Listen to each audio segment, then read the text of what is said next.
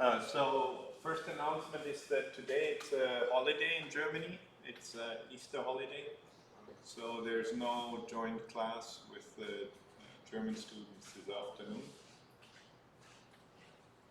Of course, you can still contact them to discuss your progress on your project, but there won't be an official class, and then you can wish them Happy Easter. Ask them if they got any Easter eggs. I tried to look for Easter eggs yesterday. I was not lucky. I didn't find any chocolate eggs in Taiwan. Oh, okay. But you like where, in Dan Park or what? Around the area. Oh, okay. It's just not a thing here, right? Yeah, it's really not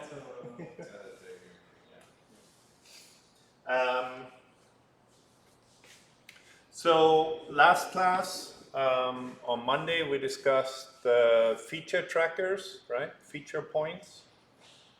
And in particular, we looked at the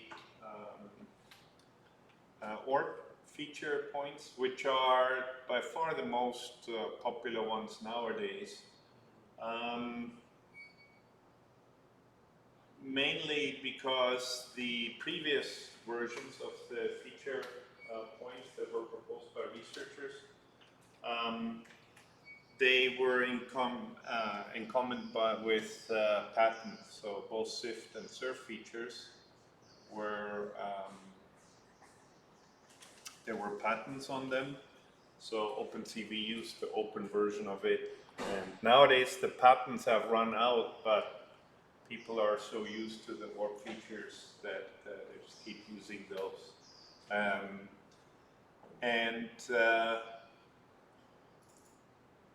Apart from that, it probably doesn't make a huge difference about what kind of feature detector you use. It's more an issue with the particular domain that you have and the way that you're thinking and tracking those feature points. Now, they all look for points that are unique within their local environment, that are invariant to changes in rotation, that are invariant to rotation and invariant to changes in scale. Because if you have a local robot and it moves around, then things are going to come closer, so they're going to zoom in. Now, our next step in using these feature points is to try and develop algorithms for allowing the robot to navigate through the world. And the idea is very intuitive, right? If I walk, I know that I'm walking because the world is moving in accordingly, right? In what I would expect from my motion. And this effect is actually quite strong in people. Let me see if have I shown you that video already about the person and the walls moving in the room? No? Okay, this one is a very cool video, so I want to share it.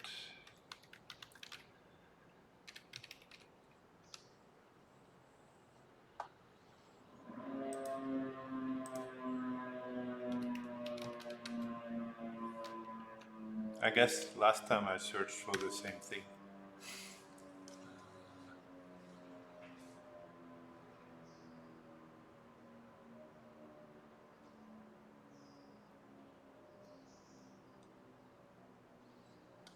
And was also not.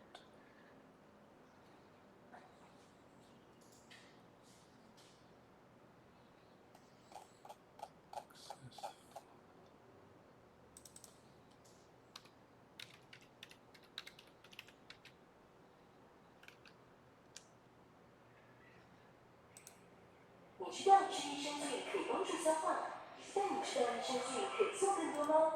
选项选中。How important then is this visual information So this is obviously some dated research, but the basic findings are very interesting. It's done by a guy called David Lee, who was also he was a psychologist, but he was also interested in the feedback loop that we humans use in our balancing as it comes from the eyes. So it's how much do we use our eyes when we're balancing, right? Now the basic effect is quite easy to demonstrate. If I get you all to stand up quickly, actually, just stand up. Okay, then try and balance on one leg. Okay, now close your eyes. And then most people, oh, you're like the yoga champ. Or dancer, okay. Yes, okay. For most people, once you close your eyes, it's actually quite a bit more difficult, right? You can definitely tell that it's harder to balance once you close your eyes. It's interesting. I thought the equilibrium was in the ears. The equilibrium is in the ears, right? You can certainly demonstrate that. There's actually a funny video of me, because how do you demonstrate how important the inner ear is for balancing? No? Okay, what you have to do is pick any object. Traditionally it's a stick or something. And I don't want to do it here because we don't have enough room, right? But you hold the stick, you ask people to run around the stick quickly, right? And you guys probably, if you need to do like the dancing, the pirouettes, you probably have to practice this seriously, right? And what happened is, I told this to my students, right? I said, hey, you can see the inner ear, how important it is for balancing, by running around the stick. And then they're like, okay, I run around the stick. Oh, nothing happens, right? Because, and then I said, no, you have to do it like this, you actually have to run. So then I run around, and I got up, and then you ask people to run in a straight line, right? And I only took like 3 steps, and then I fell down already. So there's a video of this. Yes. But it's just because my students didn't do it properly. Like if you go too slowly, then of course you're in it. So yes, we balance in our inner ear, but that's a majority of the balance, I think. But we also use our eyes. And another effect that you're probably also familiar with is that if you go to a river and you stand at the bank of the river and you see the water moving by, right? If you watch the water flow by, then if it's from the side, right? So you stand like this, the river is like that, and the water keeps rushing by. If you do this for a couple of minutes, then all of a sudden you're convinced you're the one moving, right? You're like convinced I'm moving upstream instead of the water running downstream, right? So the eyes play an important part, and I think this psychologist did some very interesting studies. For what? Oh, yeah, just other cheap ways to get high, looking at the river. Okay, I didn't want to bring it into that. No. It's safer than drugs. Yeah. And I actually don't know, but I think Taiwan is pretty tough on drugs, from what I understand. So They are. just a word of warning if you... Hey, dude. Yeah, no, if you're from California, I have some students from California coming, and that's a good point. I better tell them. Better safe. Better safe than need, Jay. Yeah. So anyway, let's watch the rest of the video. But boy, yeah, I really hit hard when I did that stick thing. The sway is small and balance is easily maintained. But if visual information is important, then it should be possible to upset a subject's balance in an experimental room by moving the room gently forward or backwards. Infants learning to stand are less stable than the adult and find more easily put off balance. So I'm not even sure The infant in this whether you could do that kind of research still nowadays with human subjects. when we move But here they have a little baby and they're just learning to walk. and again, And then the researchers build a room that moves the walls, right? So you can see the walls move, and then the kid falls down. 82% of the child. It seems then that for the infant learning to maintain balance, See, now the room moves. And the kid is like, oh, hey!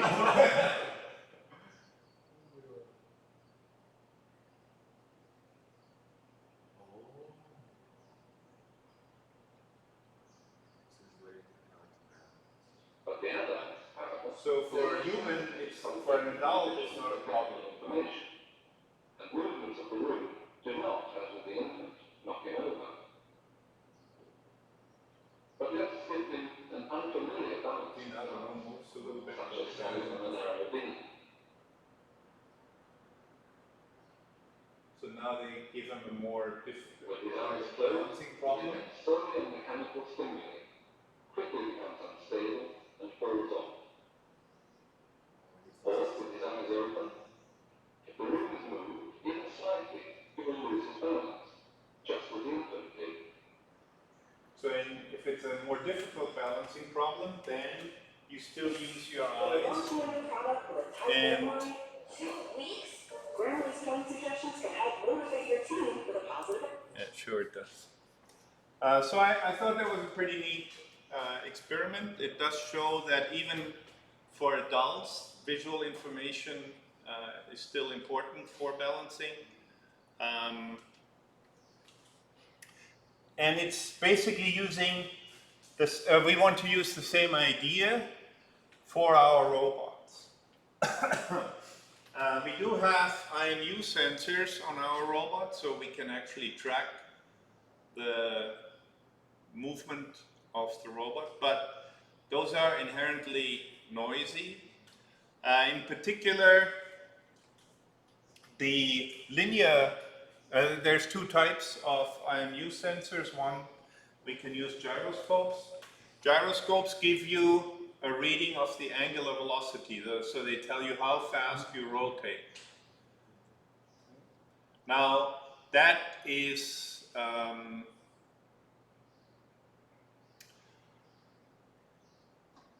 the sensor is quite accurate, but the problem is noise in that case will accumulate. So if you rotate between plus and minus 10 degrees for several times, and then you stop at 0 degrees, then if you start at 0 degrees, all of a sudden you're off by 3 degrees or 4 degrees, because all the errors are accumulating. And that, of course, then already would make your robot fall over if you have an error of 3 degrees. But for short periods of time, the gyroscopes work very well. The other sensors that we have available are accelerometers. Accelerometers allow us to measure the linear acceleration of the robot. And I talked about this previously, but if you want to get the position of something, right, then your acceleration would be the second derivatives that you use in order to measure what you're actually trying to measure. Right? So there, any noise will be greatly amplified. So it's very difficult to actually get the position from the linear acceleration. There's quite a bit of noise involved. The other, however, the clever thing you can do with the accelerometers is that the 3-axis accelerometer reacts to acceleration, and even if I'm standing still, then gravity will still act on me, right? So I can still measure acceleration. Even if the robot itself is not moving, there will always be some acceleration measured due to gravity. And I can use the accelerometer to basically measure the direction of gravity. So in that case, I'm not actually considering, I'm not trying to say, oh, I accelerate with 1 meter per second square, and now I did that for this long, and now my acceleration is minus 1 meter per second square. How far did I walk? That is not robust enough. But it's actually a pretty good measurement for what angles do I currently have, which allows us to basically reset our gyroscope angle. So both of those combined, if you combine your accelerometer with the gyroscope, then that's usually called the inertial measurement unit, IMU. And there's pretty clever algorithms for, I used the metric algorithm last time, for actually then calculating your angles. So, but position is really difficult. But you can also see that if I have a calibrated camera and I can measure distances to points, at least from my local point of view of the robot, then if I can track those two corners of the tiles, and I can see them move, and I can now measure my distance to those two places. Depending on if you have your information or not, if you don't have your information, you actually need 3 points. Otherwise, 2 points will be sufficient. Then you can use that to actually localize your robot within the field of view that you had before. And then you do that continuously. That means you can start building up a map of the environment. So we can interleave the localization step with the mapping stage, and then that allows us to build a map of the environment. And that would be the perfect solution for the obstacle run. You can get by with just running a local obstacle avoidance algorithm. That also will get the job done for that particular environment. But if you want more, if you have more complex environments like a maze kind of factory floor or something like that, then you would need to do a better job in your mapping implementation. The other thing that I implemented was a system that ran on the Android phone that basically did that, exactly what we're doing today, the Lucas Canade feature tracker with a couple of ideas added in. And the reason for that is for our humanoid scooter project, where the humanoid robot is supposed to drive the Gogoro scooter. In that case, it actually turns out that our control is quite good, in the sense that if we give it the correct velocity and the correct lean angle, it actually figures out how to steer correctly. So that's cool. But and our lean angle we can get from the IMU. We can get using gyroscopes and accelerometers. Linear angle of what? Pardon? Linear angle of the, you mean the angle of the... No, I mean the scooter, whether it's leaning to the left or to the right. The lean angle of the scooter is very important. Based on that and the velocity, we calculate our steering angle. Then we have inverse kinematic step, where we actually, and that one was actually quite a bit harder than the current research literature would have you believe. It was quite an interesting experience, simply because I would say that the reason why we do things like that is, and not, like if you were to build a self-driving scooter, right? That's one thing, then you need to worry about the balance and things like that. But if you built that, then clearly the optimal solution, or the good solution, would be to have two motors that control the two different inputs to the system that you have to control, right? One, your steering angle, so you build one motor that can turn the steering column, and two, the throttle, right? So you have one motor, and the Yamaha built a self-driving motorcycle, and that's what they built. They have one motor for the steering, one motor for the throttle. And then of course everything is nicely decoupled. You can control one without impacting the other one. But that's not what humans do. And we want to see if we can do the same kind of things as humans do with our humanoid robot. And it actually was surprising to me too, because what we realized is one of the problems that you have to solve is, if you have a controller, the controller will give you a steering angle and a throttle setting, right? In order to drive the scooter. So there's two values that we need to generate. If they're decoupled, you just send one to the steering column and one to the throttle. The throttle is the gas. Okay. How much speed you give. Right. Yeah. Now, in our case, they're coupled, right? Because the robot hands are going to move the steering wheel, but they also have to move the throttle to give it the correct angle. So there's two angles that we need. And what is interesting is that particular problem, we now know we need the steering angle, right? And we need the throttle setting. So now our robot, which doesn't just have motors and angles, right? We need to move the arms. In order to move the arms, it's not just one motor that needs to be in the correct position, right? It's all the motors in the wrist, the elbow, the shoulders, the torso of the robot.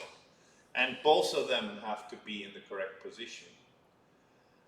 And that particular problem is called the inverse kinematics problem. You're trying to map from the world coordinates of your end effector to the joint coordinates in your motors. And that's a problem that has been studied in robotics for 60 years. Right? Since the very beginning of robotics, this problem has been studied. And it's non-trivial to solve, not because it's similar to the mathematical problems, right? It's not really a math problem, because in math, you would think it's a difficult problem. That means that there's actually very few solutions to the problem, right? Our problem with inverse kinematics is that if you have more than two links in your system, then there's actually too many solutions. There's like infinitely many solutions. And somehow your algorithm has to pick one that actually is reasonable. And so that's the inverse kinematics problem, and the way that is usually solved is using a gradient descent algorithm on the error. And you define the error as the error in the position. So you want the gripper to be here, but your gripper right now is here. So you make small movements to move it closer to the target location. That's the inverse kinematic algorithm.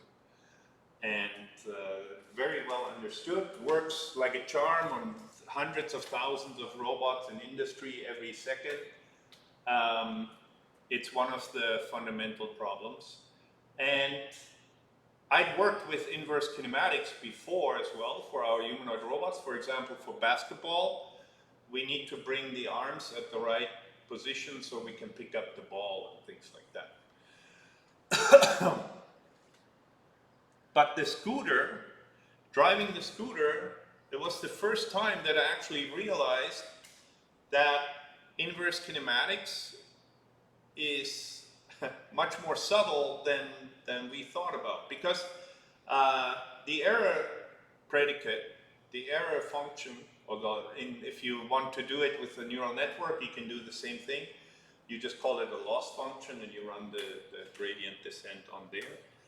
But what was interesting with Scooter is that the error was only based on the difference in the position between the current location of the end effector and the target location, right?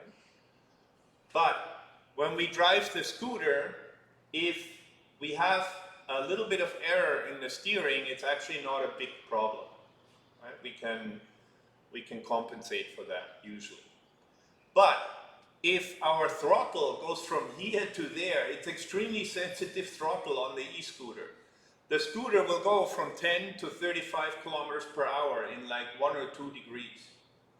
So that means that our inverse kinematics formulation is actually incorrect, because we need to have a multi-valued optimization function. We need to say we must have the angle much more accurate than the actual steering angle that we get as an output.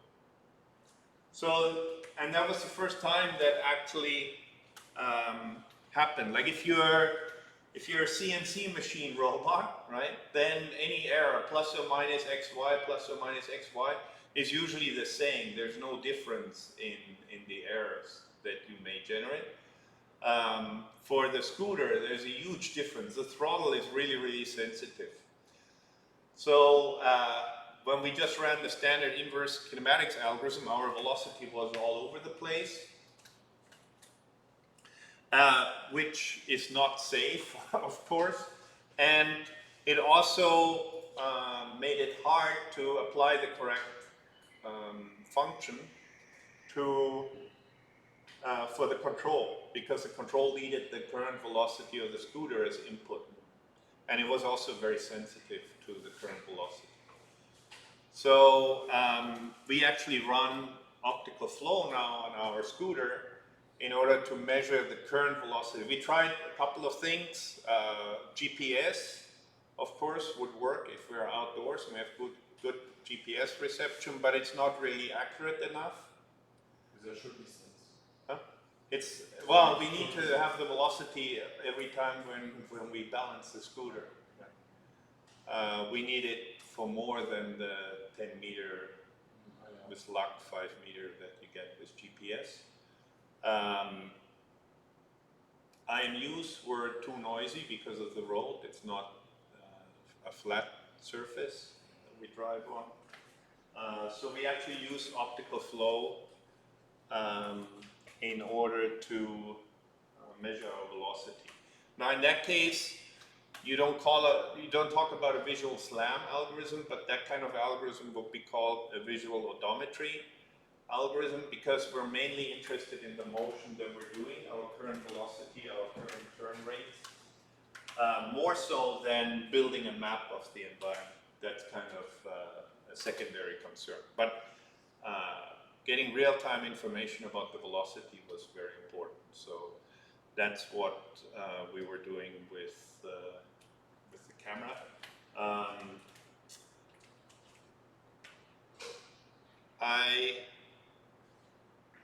I implemented it using vision alone, but we also have one of the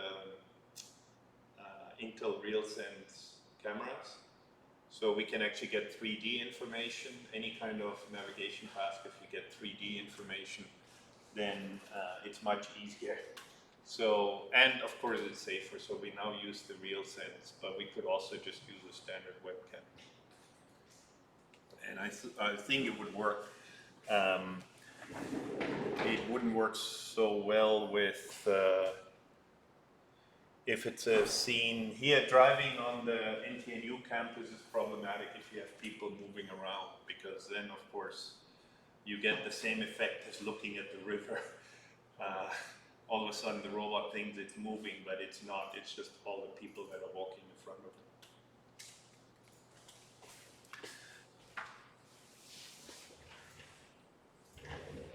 You mentioned the example at the museum, I remember, when they Yep. launched the tour guide.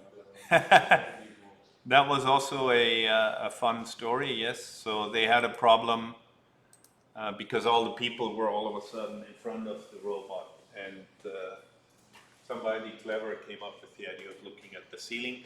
That wouldn't help us, right?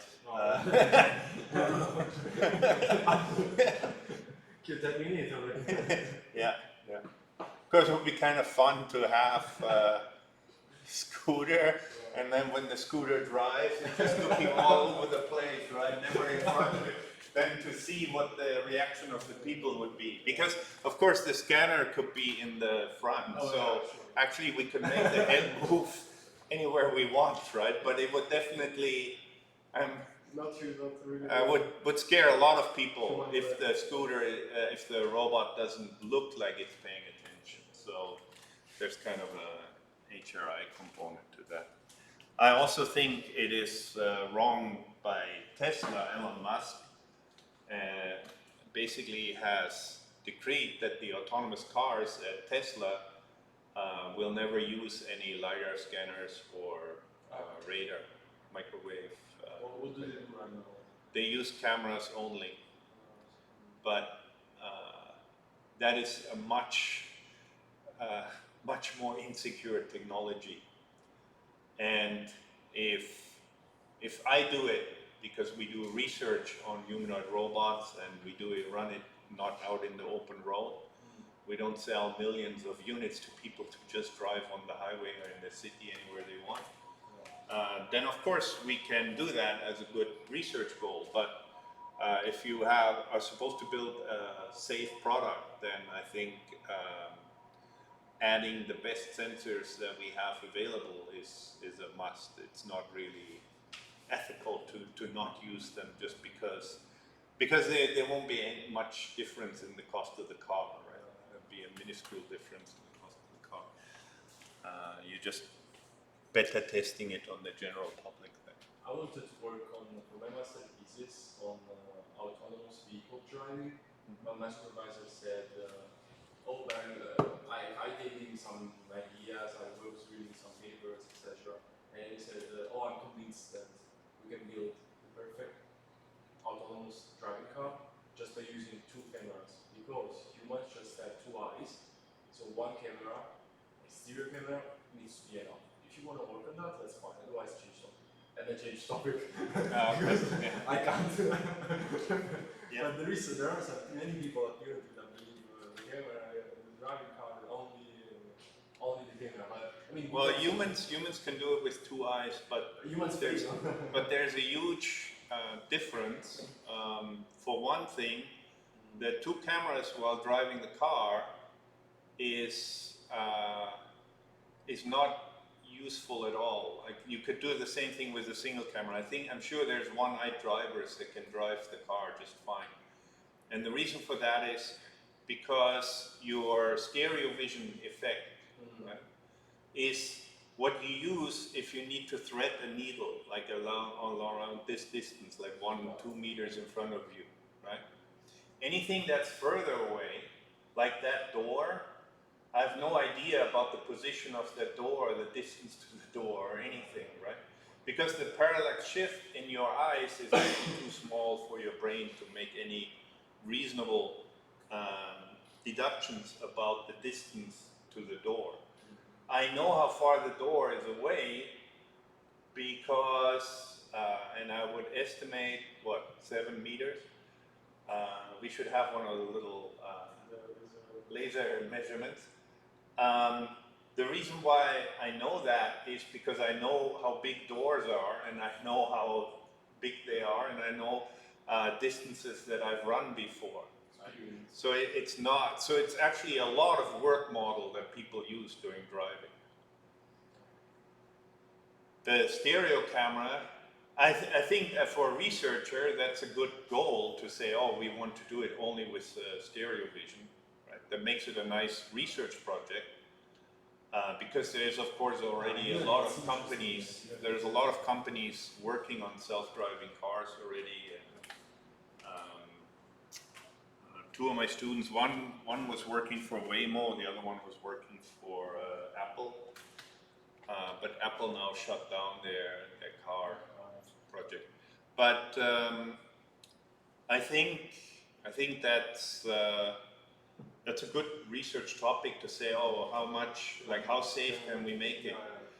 But that's in order to get your stereo vision as safe as possible, and then you will combine it with a laser scanner in order to make it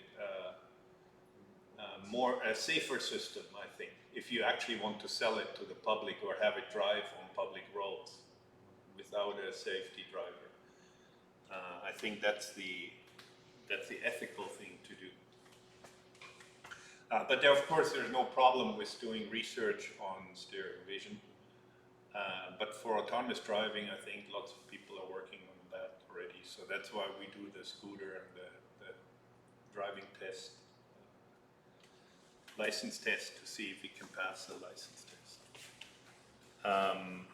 But stereo vision is actually, for humans, I think most of the information that we use navigating through our world is actually not based on stereo vision. It's actually based on anything past 2 meters. The parallax shift is quite small, so your brain won't be able to measure distances exactly. But it's kind of interesting to ask people to measure distances, because most of them are really bad. Like one time, my wife and me, we like to go hiking, right? So there was this lake.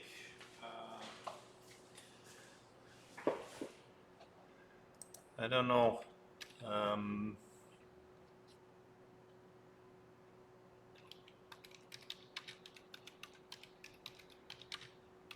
That is quite famous, I think. Salmon Lake. No.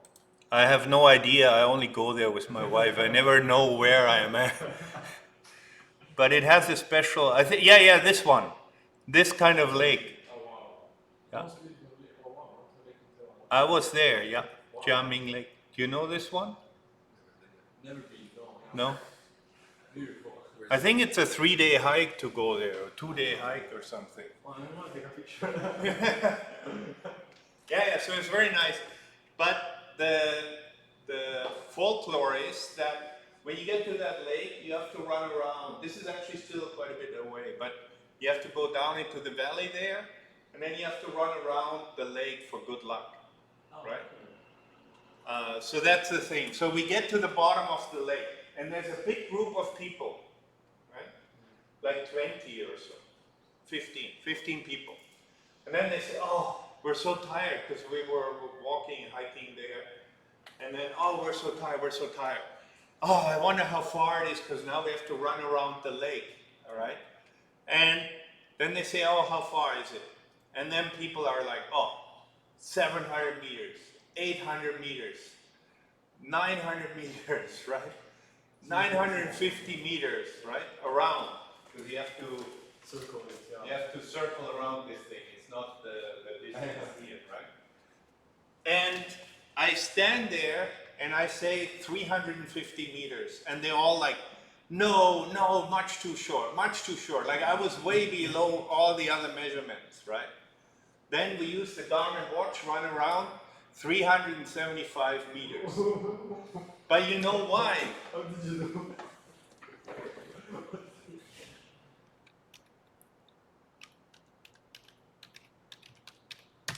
This was very funny.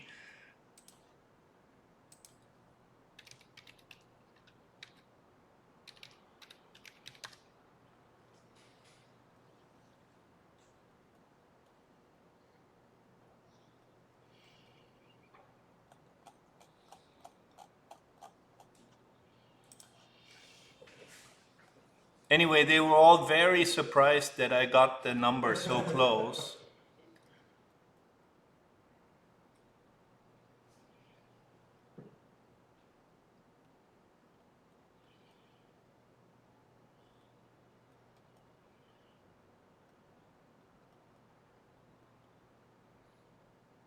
wasn't like 50 or 100 meters difference. It was like half. Yeah, that's because when I was young, I was doing this. Like that's me. Oh, okay. At the World Championship in thing. So I used to do speed skating, right? So that means that basically my entire life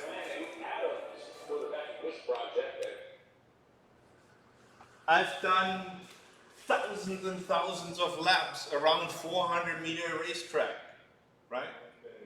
So I knew exactly how big that is. I was like born for that lake.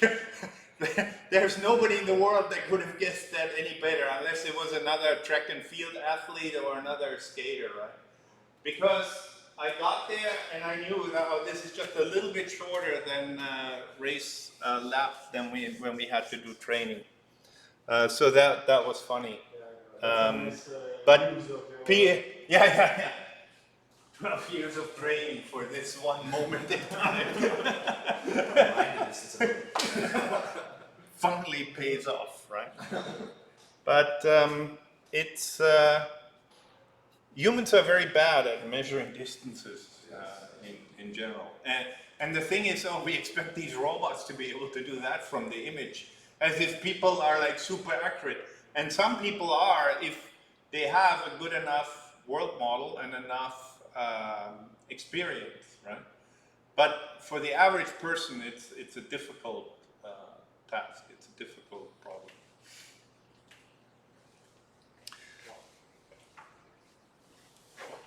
Anyway, yeah. So this is, I didn't know, but I was there, Jiaming Lake. I remember the lake, and how far around is it?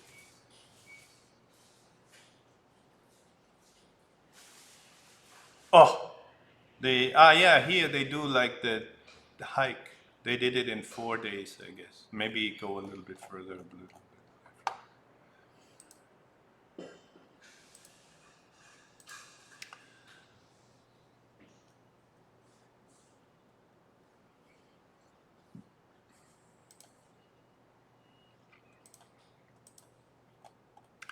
So let's have a look at our test video.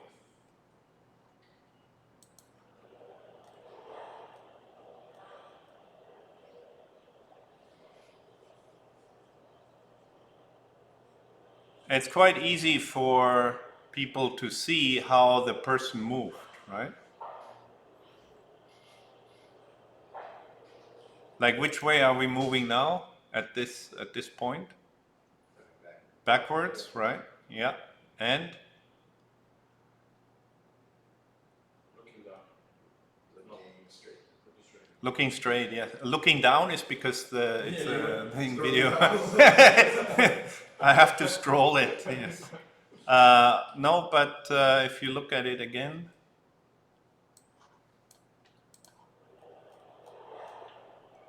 So it moves forward a bit Yeah. for a while, and then stops. Mm-hmm. And then moves backward. Right. Left, right. Left, right. Yeah. So it's quite easy to do that for people. So we want to be able to do the same thing with the robot. So when we move forward, our points, if you look at the trajectory of the points, you can see depending on their height, they will either move up into the outside of the image or down out towards the outside of the image. When we move backwards, the points move towards the center of the image, where this is not really the center of the image, it's sort of the optical axis of your camera, right? The direction that your camera is pointing in. If we rotate left, then all the points move to the right. If we rotate right, then all the points move to the left. Now in this case, the points will move due to the motion of the robot or the camera, right? There was nothing in that image that Actually, let me make sure that I share this so you can watch it yourself.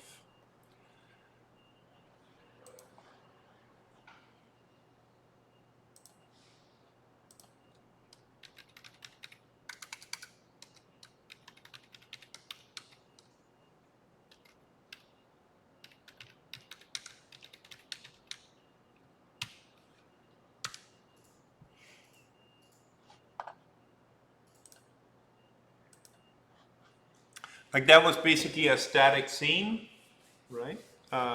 There's not cars moving or pedestrians walking or something like that. That's what we would have had to contend with. But I cannot detect the motion of all the pixels, right? So we need to have some trackable points, static points where the movement is due to the robot movement. In this particular video, these points here and these points, they would be problematic because as we go through the video, the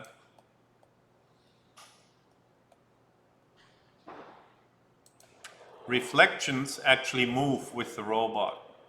Right? The highlights actually move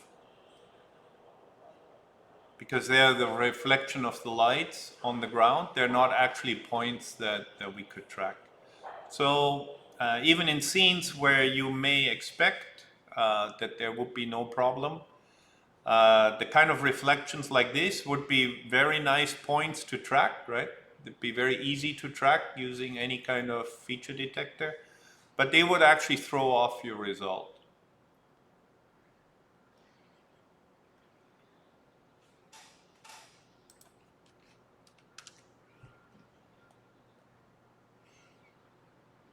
So we need static points. We want points that remain in the scene for the next frame at least, or ideally for the next couple of frames. That also makes sense, right? If I'm moving so fast that the points are disappearing by the second frame, then of course I won't be able to track their motion. They need to be in consecutive frames, a minimum of 2, but more is better. They need to be unique in the global image. That will be the perfect case. If we cannot get points that are unique in the global image, then at least unique within their local neighborhood. Like here, the corner points of the tiles are very nice feature points to track. Right?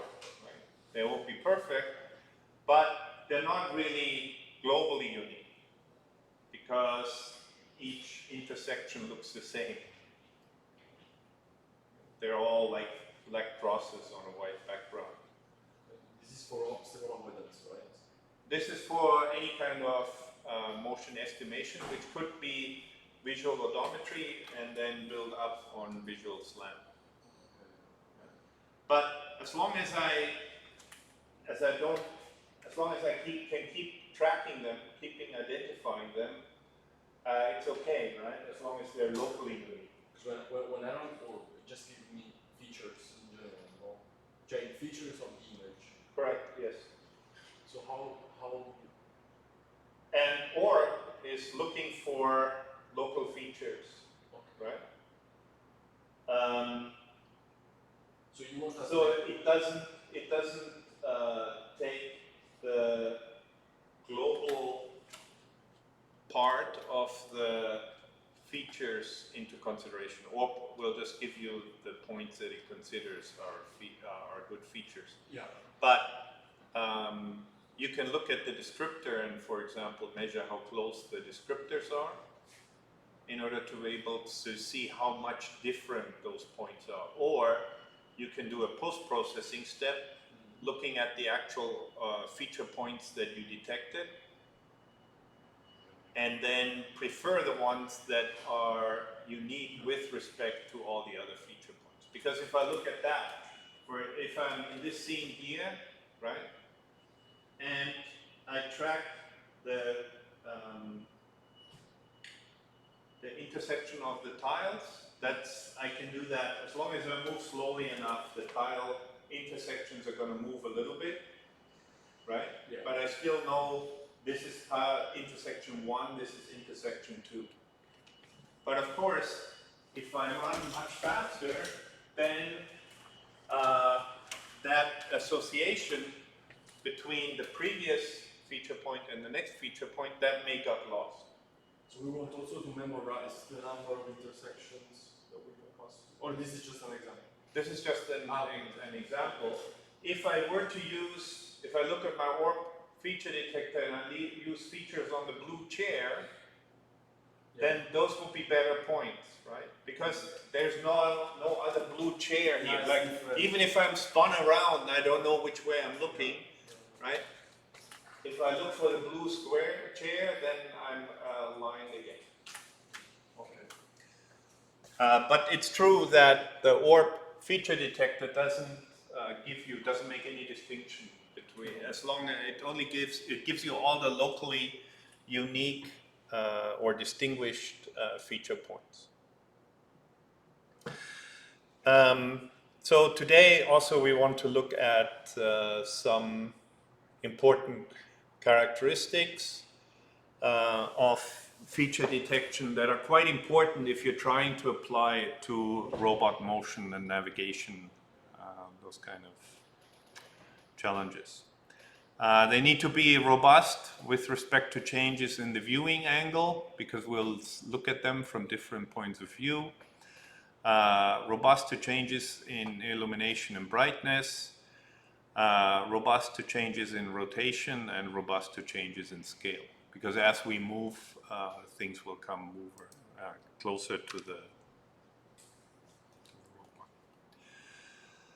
robot. Now, one problem that we have with any kind of visual navigation is as I'm tracking the points, that only allows me to estimate the movement in pixels per second. Right? It doesn't really tell me how many kilometers per hour my scooter is going. So that's called the scale problem. So it's quite easy to get the direction that the robot is moving in, but you need additional information to work out what the actual scale is of the movement. Single camera can provide information about a vector from the camera to the point, but we don't actually get any distance information. So then you can use additional methods in order to find the depth of your points. One is stereo vision, 2 cameras. That's usually quite close into the robot, like 1 or 2 meters. Also the same for humans where we use stereo vision. Rangefinders,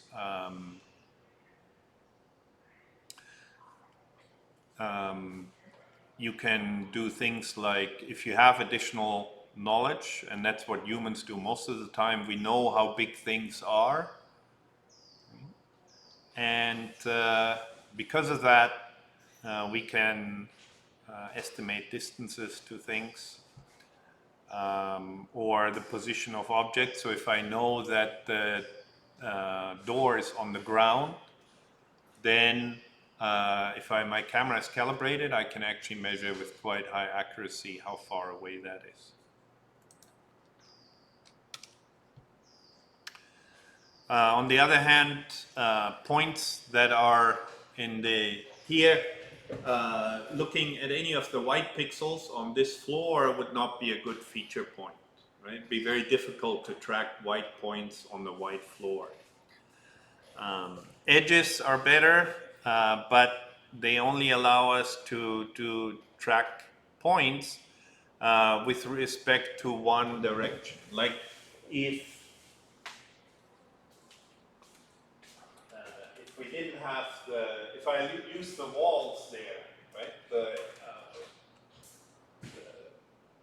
Where the wall meets the floor, Okay. Oh yeah. If I use those lines, or when we were playing with our soccer playing robots, then the field lines, because the field of view of the robot is not so big, so you see some field lines, you can use those in order to estimate your motion, but only within one direction. So if I move away from that line, then I can measure that. But if this is my field of view and I don't have the grids on the floor, then I don't actually, I get the same image independently of how far I move along the line. So we cannot measure movement along the line, but off the line, like closer into the line or further away, or rotations, relative orientation towards the line, we can measure quite nicely. And that's actually enough in the soccer domain. We implemented quite good localization algorithms just using the field lines. If you can detect those well enough, then you can track your position. But that's also okay in the soccer domain, right? Because there we were mostly interested in the sidelines, because the sidelines tell you the direction and how far away you are. So then what does the soccer playing robot do? We sort of pick up the ball if we can get it, and we start walking towards the opponent's goal. That information I can get from the sideline alone. Whether I'm actually at 1 meter, or whether I'm actually 3 meters away or 4 meters away from the opponent goal, given the current state of robot soccer, that's not terribly important information, because the robot is going to do exactly the same thing, right? It's simply going to keep walking. Eventually, you're going to see the other goal. And once you see the other goal, then you start kicking.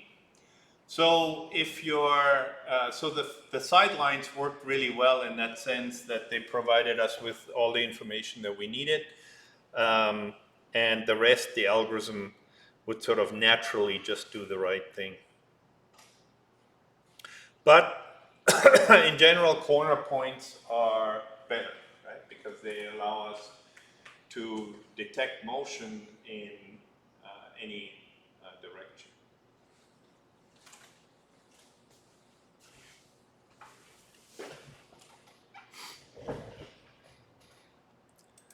Now, one other interesting thing about optical flow is that the algorithm that I describe is going to be, you're considering, or you may consider it to be a fairly simplistic algorithm, but optical flow is a nice problem because it actually, there's sort of a tendency in artificial intelligence research that we design ever more complex algorithms, right?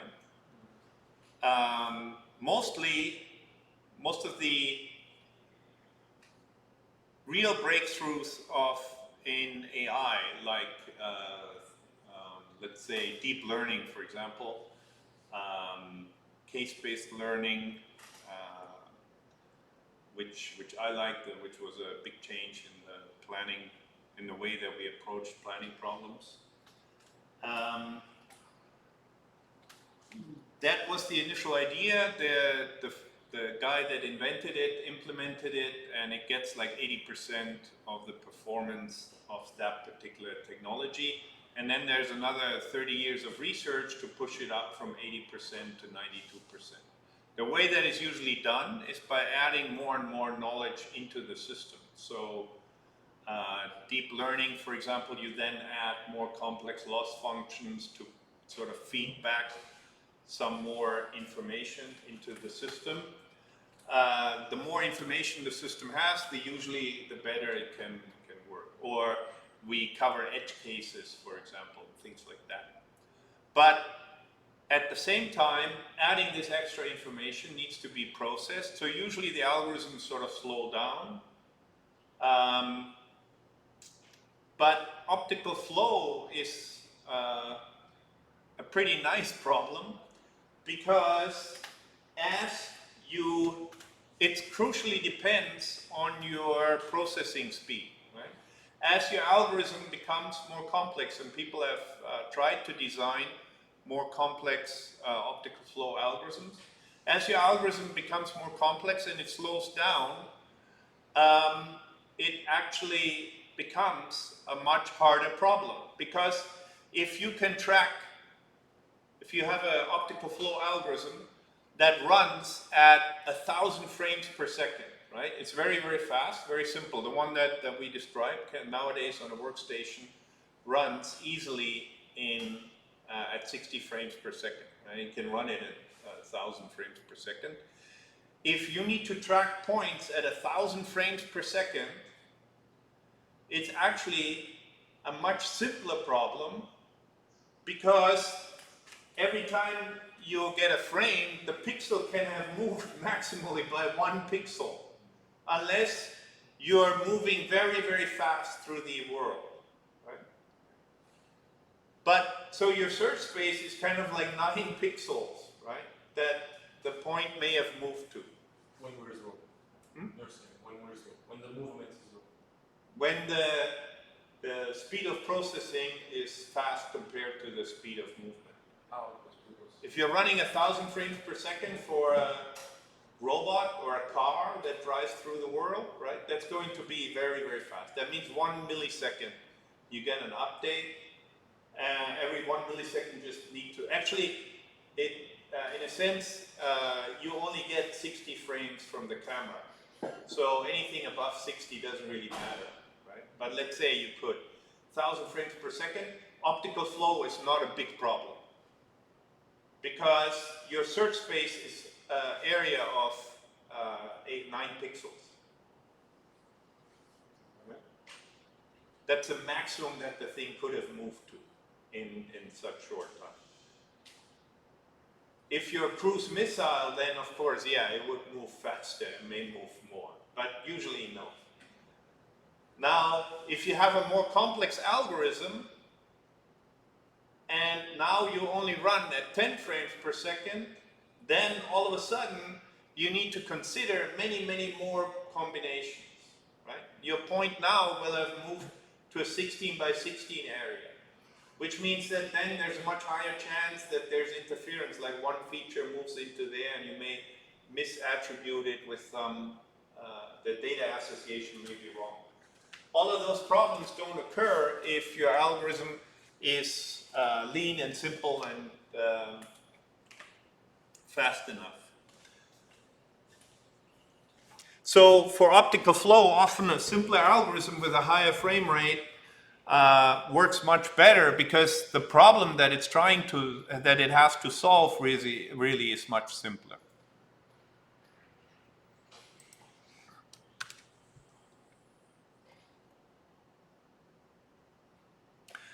Now, for the optical flow algorithm, we use the Lucas-Canade algorithm. It uses a specific set of feature points, Xi Tomasi, which are calculated. Last time we did the slides with the feature points, and we talked about the Taylor expansion of the moving the pattern across, and that's basically implementation of that. So we minimize the squared difference between neighborhood of pixels in the previous frame and the new frame, and we want to get the X and Y offsets that minimize those differences. So we have a patch in the image, and we basically look for another patch where if I shift those two, then the error, the mean squared error, the least squared error is going to be minimized. And then there's a version of an extension of the Lucas-Canade algorithm, which weighs pixels in the center of the neighborhood more highly than pixels and the edge. And that's because when we run the algorithm like that, then pixels on the edge often drop out of the frame, right? So they disappear, or there's more noise in them, and because they're sort of at a bigger angle, and then that means they're not such good points to actually try and track. Then, because when you're tracking a point that disappears, then the algorithm is trying to find that area goes somewhere, so there's a high chance that it will give you a wrong result, a wrong classification, a wrong motion vector.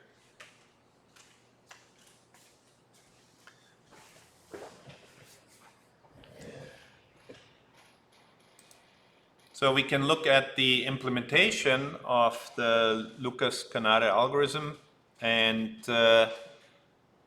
that's what I have here for a particular for that particular video. So first we set up the parameters, the maximum number of corners we want to track. Now usually this would be a lot more. I just wanted to run fast on the Colab, so I set this number very low here. The minimum quality, the distance between feature points and the block size, which is the so it's a 7x7 patch that we're trying to match using least squared error. For the Lucas-Canare, a number of parameters. Most important one will be the win size, the size of the window that we allowed to track where that point will have moved to. And here, like most computer vision algorithms, we want to work in the grayscale image. And here calculate the feature points, and then we can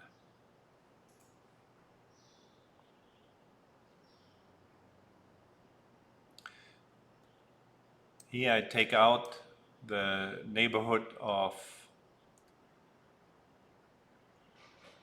one of the points just to show it, and then you can see what kind of picture, like here, this one, we just want to get a feeling for what kind of feature points the algorithm actually tracks.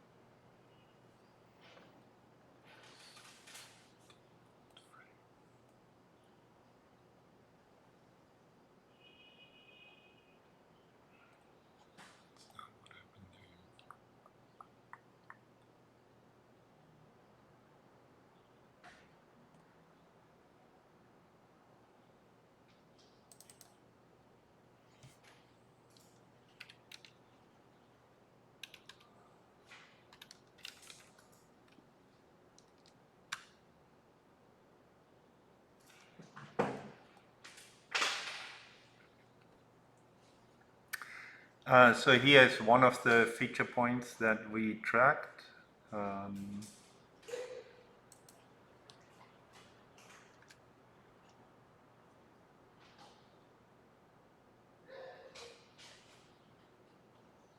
Be the 7x7 within there.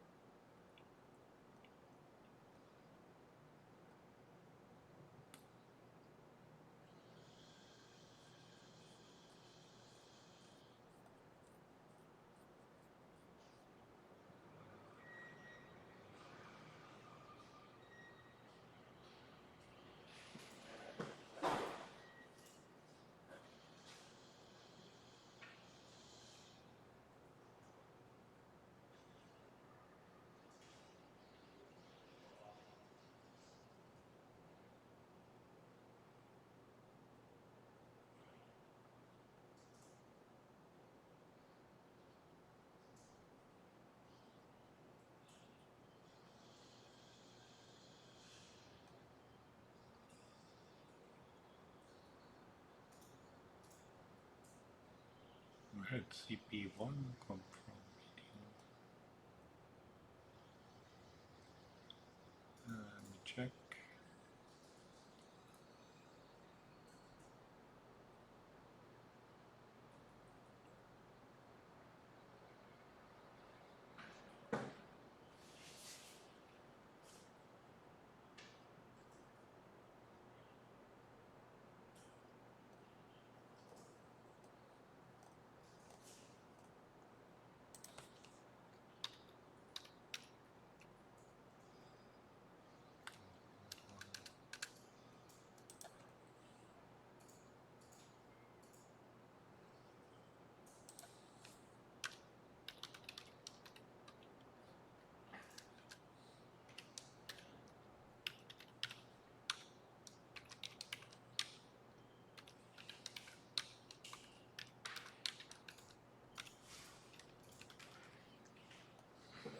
So what we have there.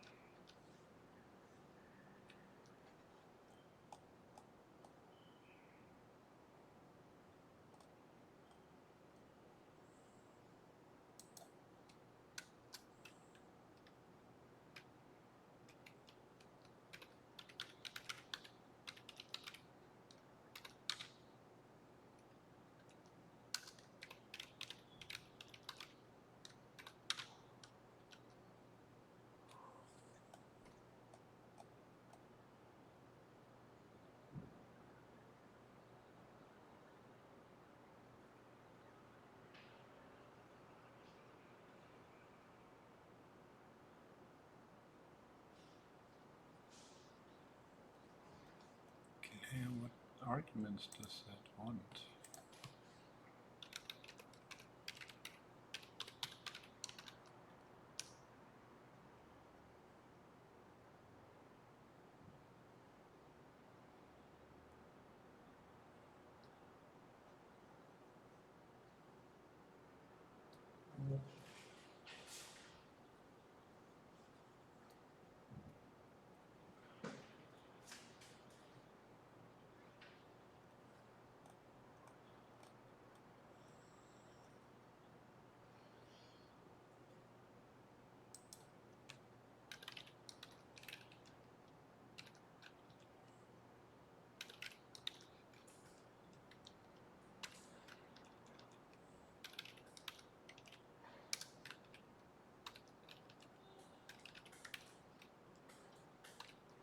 D.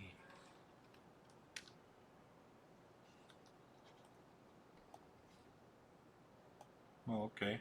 No, they have must be integers. Okay.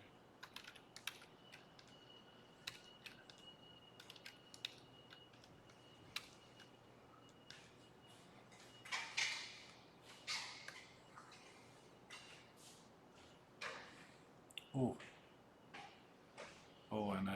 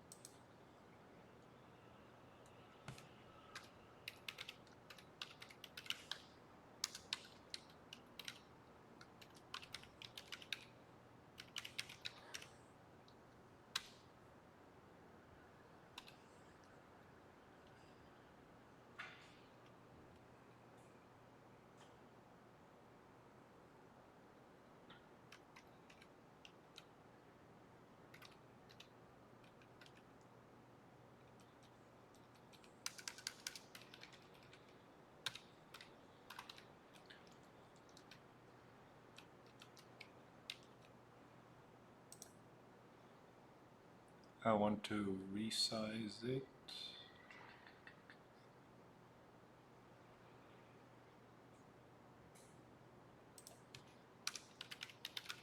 Just to make it a bit faster on here.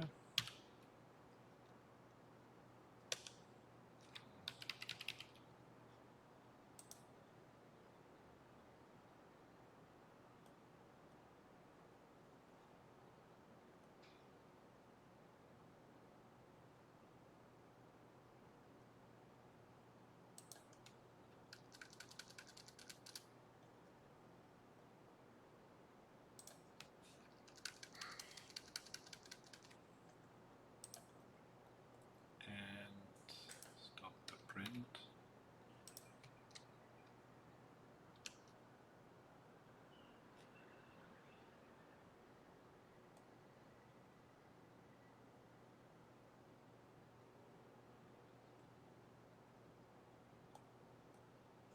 Where's the end? There's a one.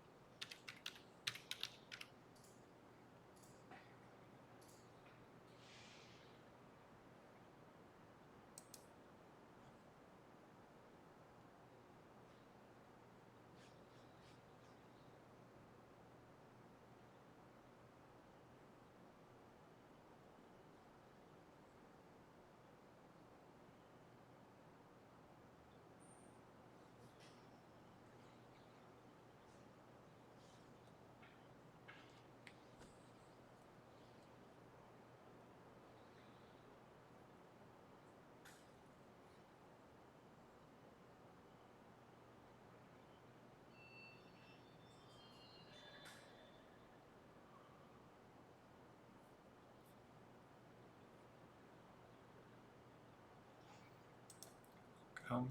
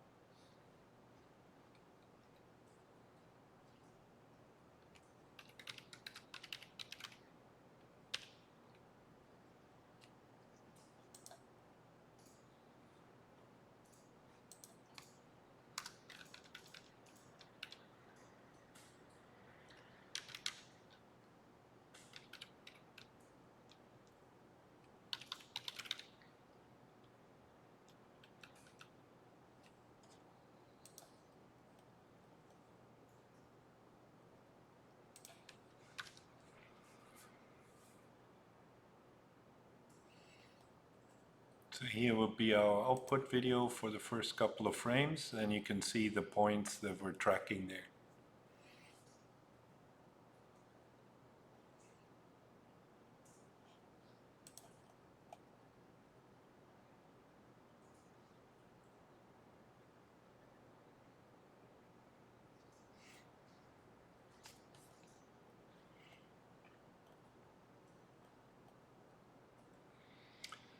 But now I want to run the same thing again, but I want to a little bit longer, maybe 8 seconds, and I want to resize the frame.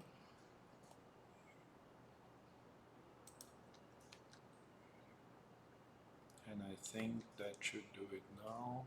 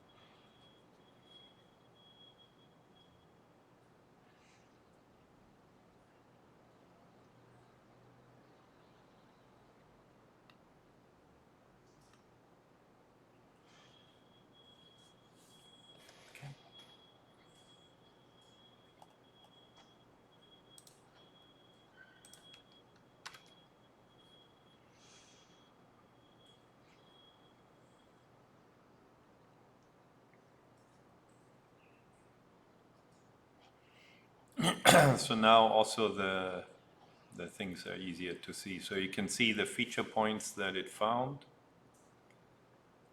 They all seem to be on corners, right? They seem to be reasonable feature points. And now they keep moving around.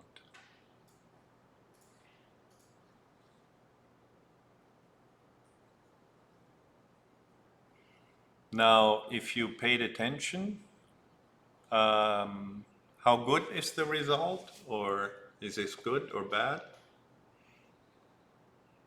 Any obvious errors that we saw?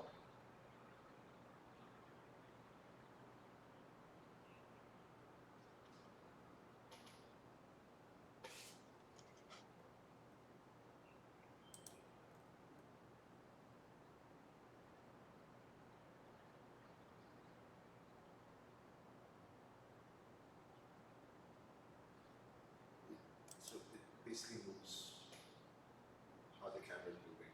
So the lines are drawn based on how the camera is moving. Correct, yes. So that's the trajectory of that green point throughout the entire video. Right? I just keep adding to draw the full line, but you can see like here at the beginning,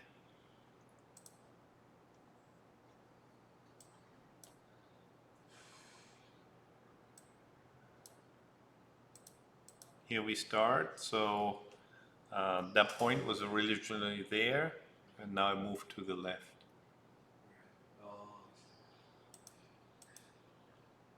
Now the camera is panning to the left, so the point is moving to the right, if you track that green point.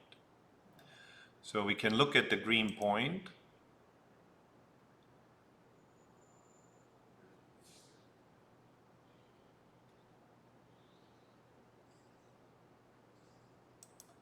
And it actually, oh, I didn't want to start again. The green point there is tracked very nicely, right? There's no errors.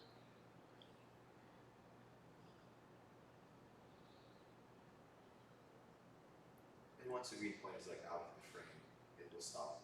Yes, of course. So that's one problem, right? Once the point is out of the frame, then there's nothing I can track anymore. So then that point kind of becomes useless to me. Now, that's one thing you would need to do in practice. I think.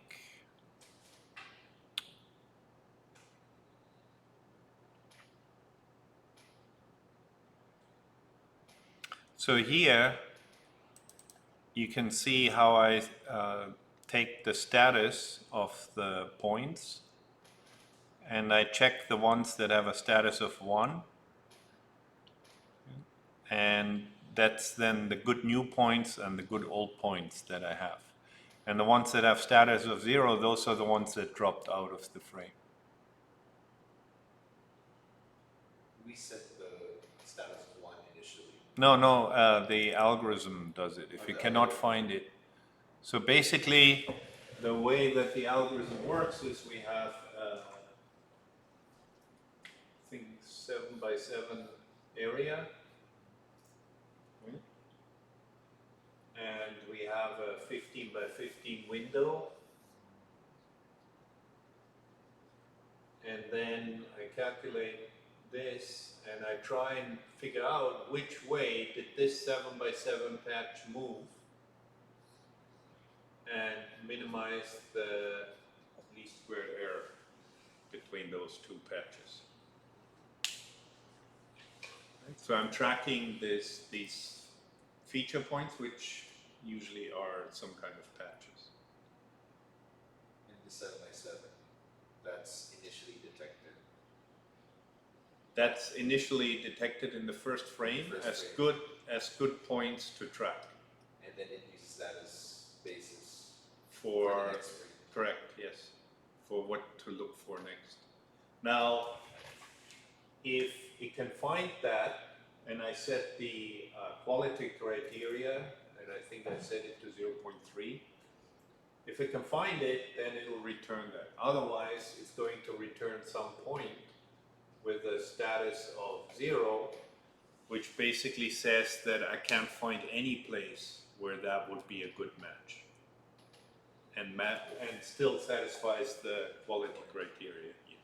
In that case, then it gives up, and that point gets a status of 0. And that's usually what happens if the point moves out of the frame, right?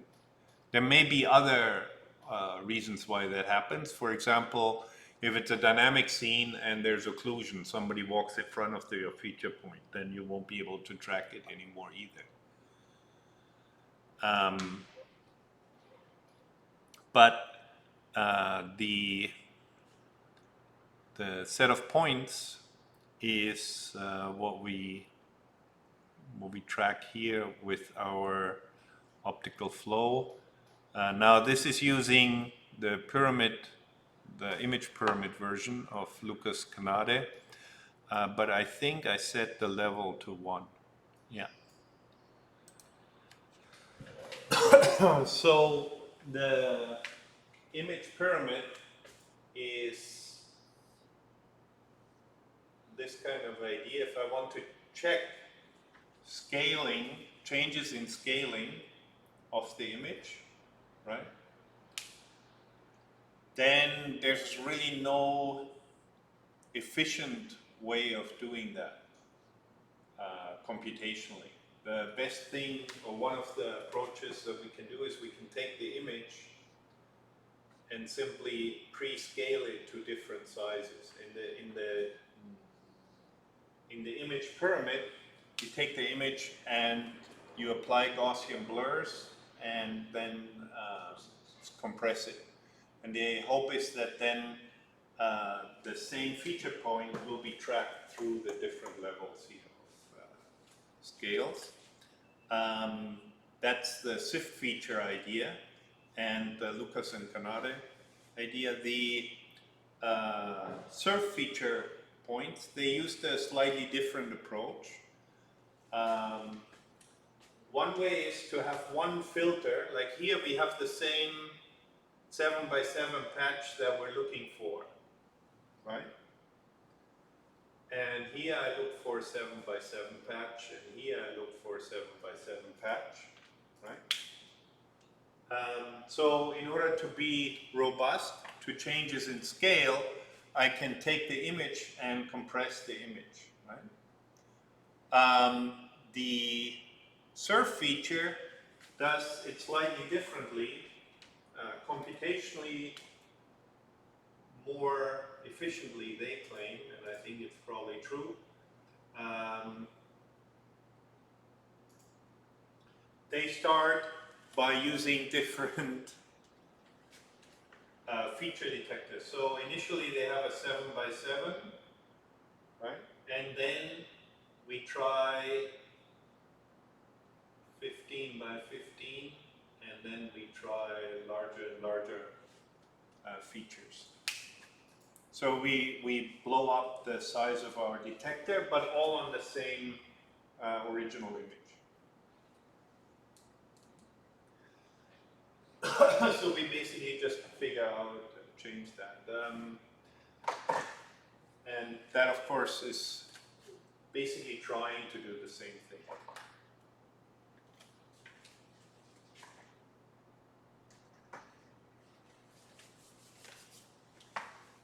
And there's different, it's not just from by a factor of 2 always, right? That would shrink it down too fast, but you can scale it down by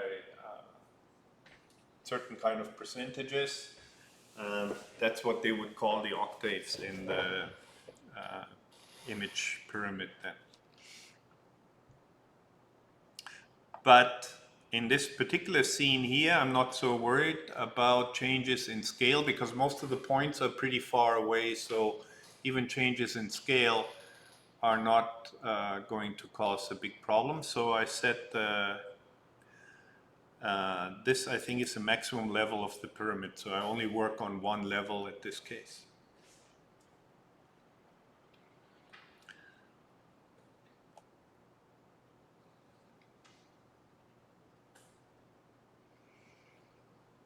And here, when I calculate the optical flow using Lucas and Canade, then you can see I use initial points at P0 here. Those are the points that I want the algorithm to track. And those are set from the good new ones. So if a point drops out, I don't keep trying to track it. And as you can see, the algorithm does a good job with this particular video here, if we look at it. But now pay attention. I think there. That was a huge mistake, right? The one, we didn't just move straight down, so the point moved way up there. So here we actually switched from this location to that location. It simply misfired, right? It found the wrong correspondence within the window that it's trying to look for. Now how can we fix that?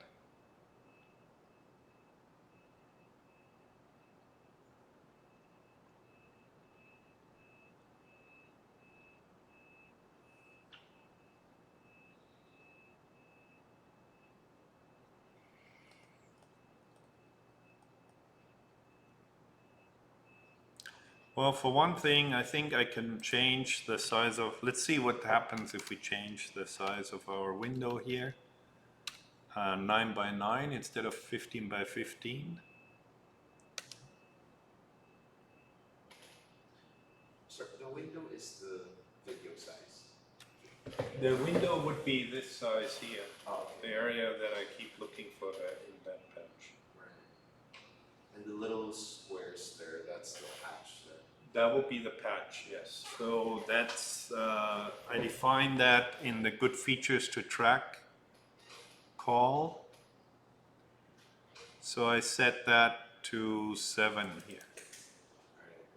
I think that's what that does.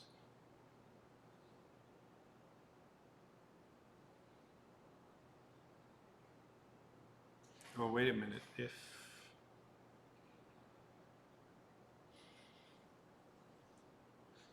So essentially, no, not quite what.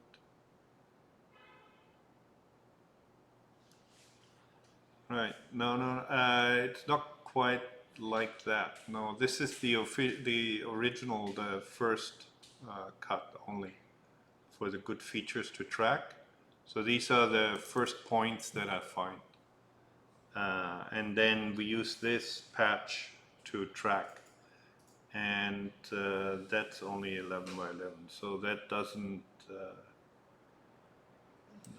do this. So that won't.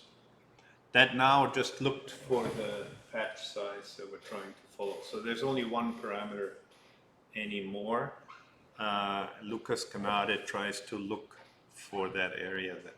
So here, if we have a mismatch, then now we should have more of them.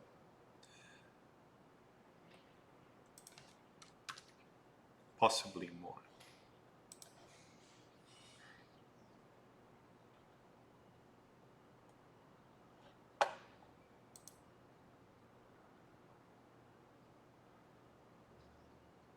Yeah, so now we got an extra one here. I thought there was a parameter to limit the search area for the Lucas Canade, but I don't think it actually does. I thought we specifically pass in. Yeah, so there's more there, right?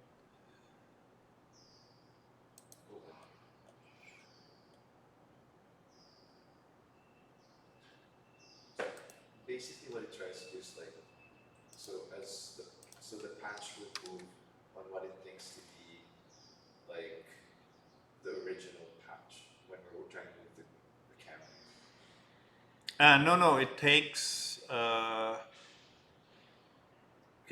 the neighborhood of those pixels from the previous frame. So I'm guessing the reason why there's like a sudden drop. Mm-hmm. So it thinks that the patch before similar to that. Yeah, it just happens to be something that's in the image that is all of a sudden, like here, this moved from there to there, but now it's a little bit in the shadow. So it thought went So it thought, oh, this point actually matches this area much better. So instead of going here, it went to there. there. Yeah.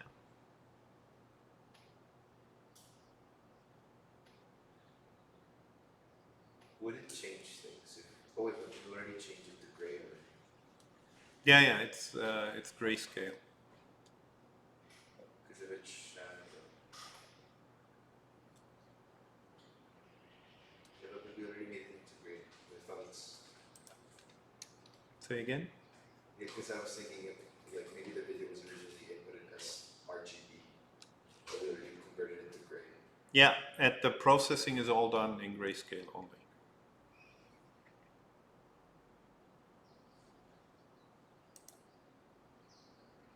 Which may sound crazy, but it actually is the right thing to do. Right. Colors are so variable that you can spend a lot of time tuning colors. Right. So you can see now, by increasing the neighborhood, I now made the pixels more unique, right? The patches that I followed are now more unique. So now we don't have any error in there. I'm not sure about that green one here. These are actually correct. I don't think that was an error. So I think that movement is all very nice, right? So now we tracked everything correctly. So that's the Lucas Canade optical flow algorithm. Now there's a couple of problems with it at the moment for our application. I already deal with the problem with points dropping out of the frame. Right? They will simply not be used for tracking anymore. Right? So that the new points are only the ones that are actually tracked. Now,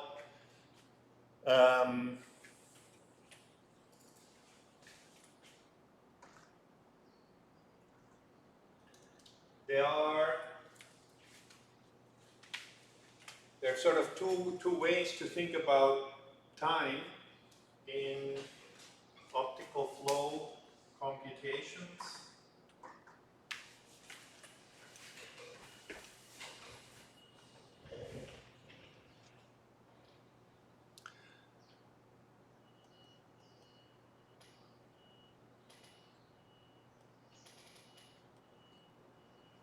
So what is different here? I think it's the same.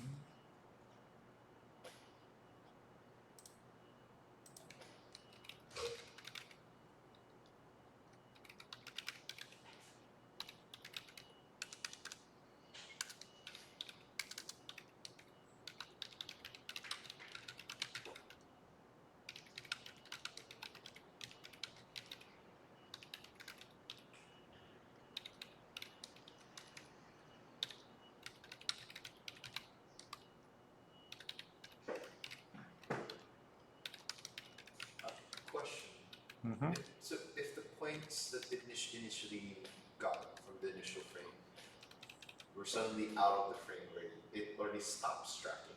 So it doesn't like pause the tracking already. So what, like if there's this one point, it goes out of the frame, then what if the camera goes back to it? It doesn't. Usually it doesn't recover from So that. it doesn't recover it anymore. You could do that, right? And in fact, one of the things that I wanted to bring up here is sort of the two views of time. So we already take care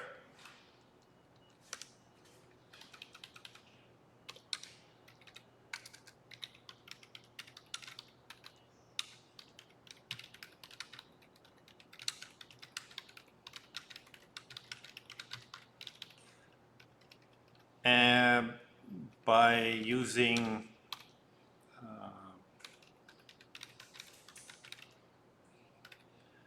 only points that were actually tracked, right?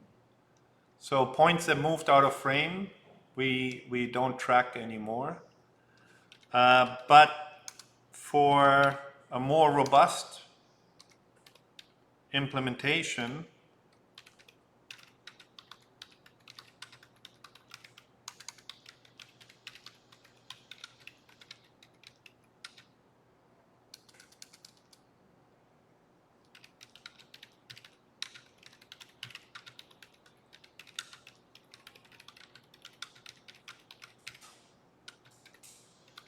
you can back project the points that you found, and you basically then only pick points that from the current frame you can find where the new one, where you think the new frame is, right? But you can then also go back and project it and say, oh, that point, I've actually been able to track that for the last n frames, so I'm pretty sure that's a correct point, right? You can also then do sort of sanity analysis or sanity checks, right? If it's a moving robot and that point just moved 100 kilometers per hour, hundreds of pixels, if it just jumped for hundreds of pixels, then probably something is wrong in the tracking. So you may decide to throw that point away, right? Your optical flow algorithm may decide to throw that point away. You can do that by back projecting it, because you cannot look into the future, but you can certainly look backwards. And you can also keep track, a cache of points, and then go back to a point that you have seen previously. But that, I think, is only certain domains where this would be really useful. That would only be useful if you really have very strong globally unique points in your environment that would help you in localization more than actual the optical flow calculation. Now, what's the other problem with the Lucas Canade tracker in this case?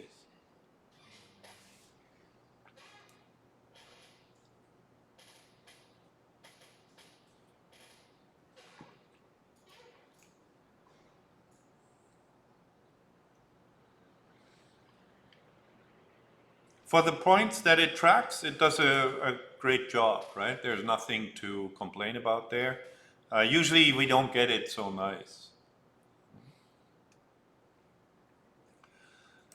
But if I look at that image, the bottom of the image, I have no information about the movement at all. I don't know if this is consistent with the motion that I estimated or not. Because there's no points below 300. Right? Or with a y coordinate of higher than 300, I have 0 points. So I have no information about that, really. So that is a pretty common.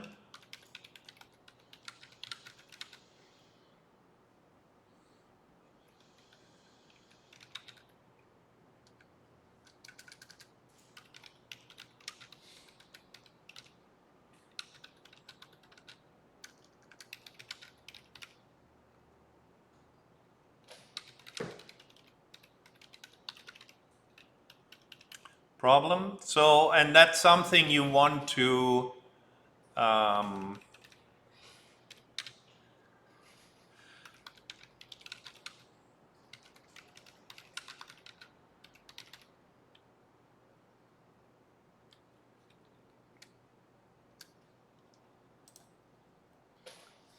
here.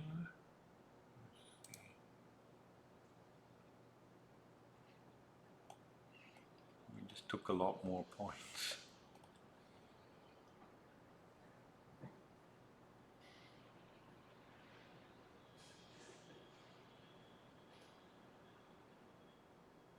When I made bigger motion, so then you get more error in the image.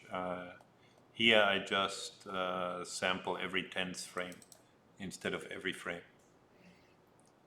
And that's just to show what happens is if that's the same effect as if now the person would have been moving or the robot would have been moving faster through the environment. But let me try one thing and let's see how that works.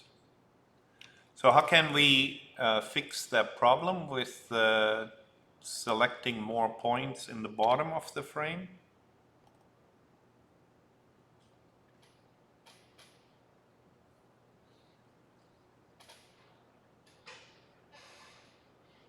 Increase the line at the bottom. Pardon? Increase the brightness to the bottom. No. Because I'm guessing that's the reason why. What's the actual reason why that happens?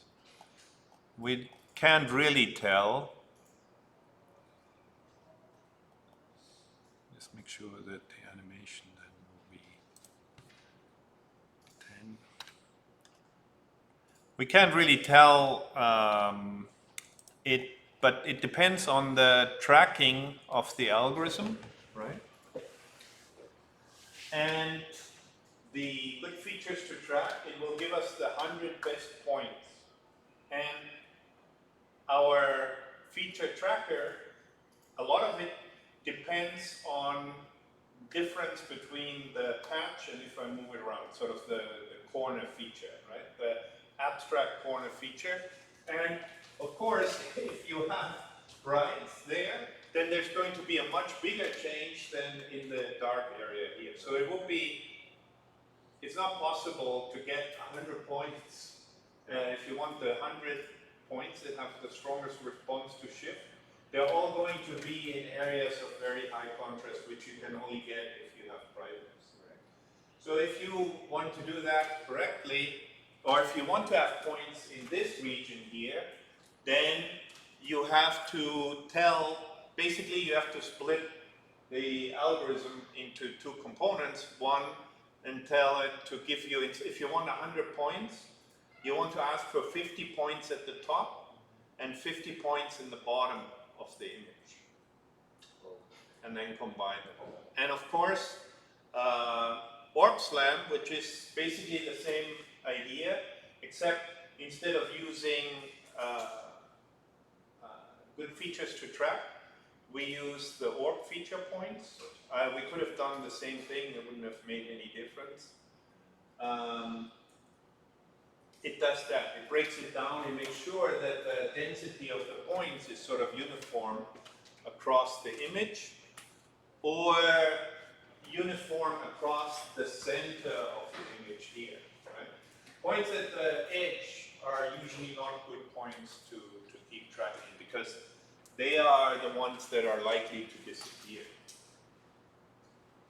But the center of the image is sort of the center of motion of your optical axis, not necessarily, basically your horizon line is where that comes into play.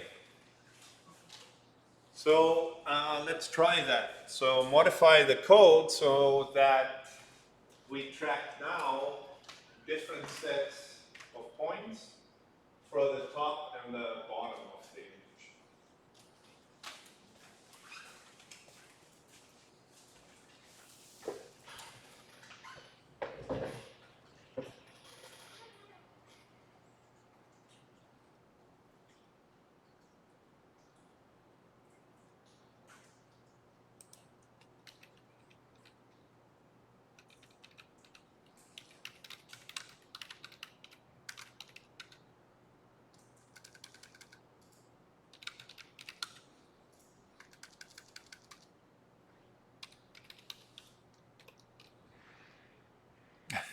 No LaTeX.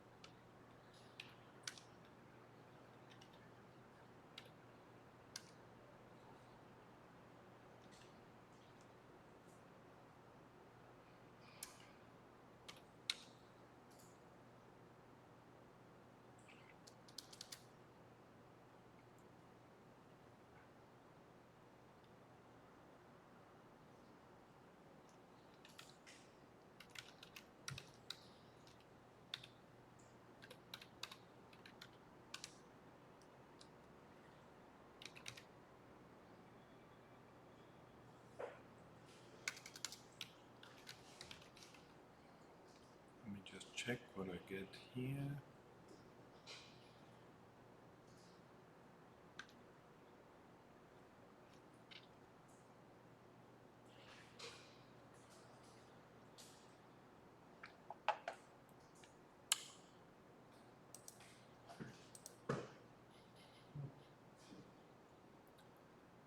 Um,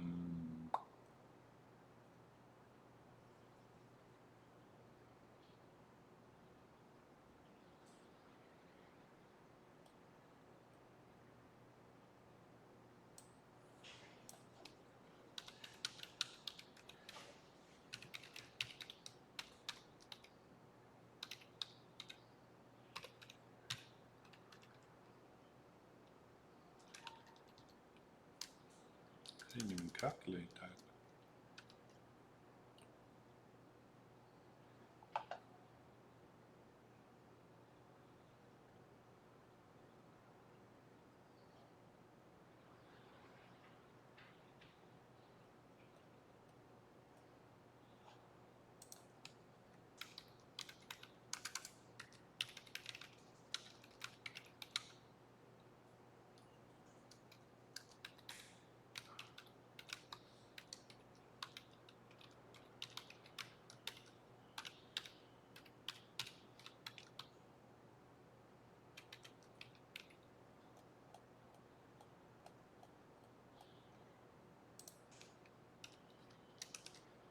Ah.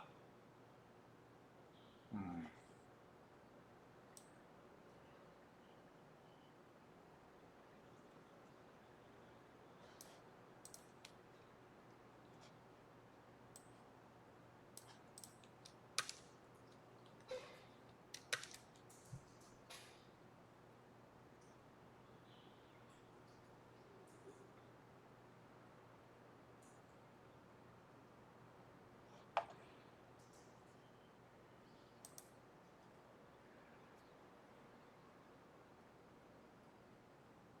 Anyway, that's not so difficult to do, right? Because the main argument that allows us to control that is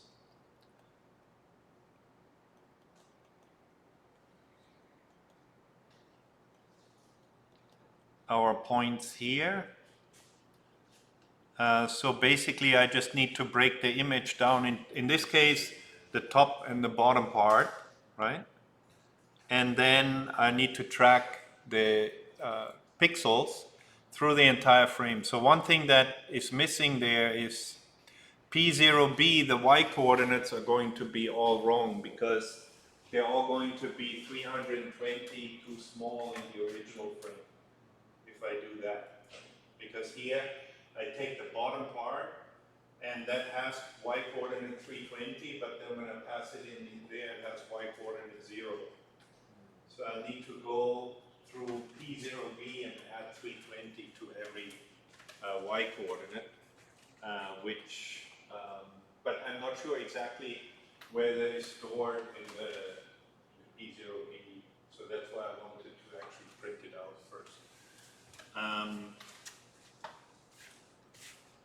And unfortunately, the Google thing crashed, so the laboratory crashed, so I have to restart the entire notebook. But that's okay, then that will work. Also, this implementation here is, the way it works right now is I have a set of points, right? From good features to track. Then I use the Lucas-Canade filter to actually track them. If one of them drops out, if I cannot find a good match for one, I drop it out. Either the point moved out of frame or I just can't find it anymore. Maybe occlude it from my new point of view. Like if I use the door handle, right? In this scene, even though nothing moves, right? It's a static scene, and I look at the door handle, then I can see the door handle, very nice, can track it very nicely. If the robot goes down, now I look at the monitor, so I can't see it anymore. So due to occlusion, we may also lose points. At the moment, the algorithm does only lose points. It never gets new points, right? Which means if I run this long enough, then all the points have disappeared. The algorithm will have nothing to track anymore. So that's why you also need to have a step, usually in the algorithm, where we select a new set of feature points. Now, those feature points, you want to keep the old ones, because the old ones give you some very strong indication. If they are all moving in straight lines, their dy, dx all matches to the movement of the robot, then they're very good points to track, right? They've been very successful tracking them through the last n frames, so you don't want to throw them away and just start with a completely new set of feature points. On the other hand, you do lose points, so eventually you want to add new points to it. So different approaches exist. I think what I did is, I think I had like 25% of the points were new points detected by good features to track, and 75% of the points were the old points. So I took the 75% best matches from Lucas and Canade, and I replaced it with, added 25% of new points in every frame. And then that gives you a reasonable good spread of points as they go through the image. For our scooter visual odometry algorithm. Let me see if I can get that back into shape here.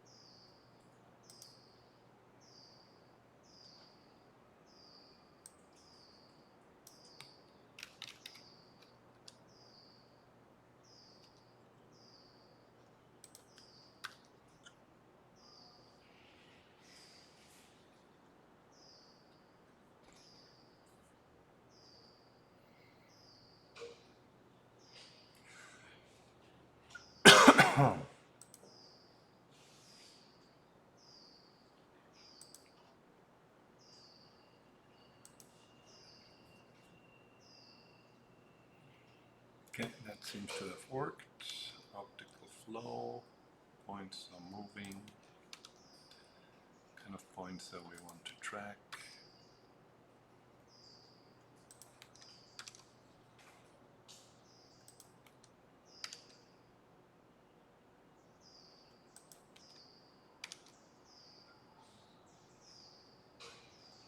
And then this.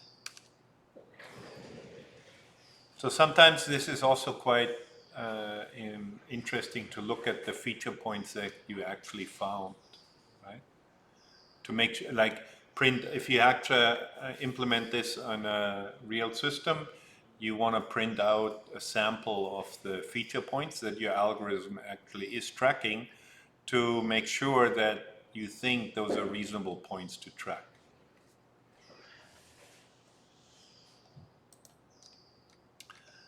And yeah.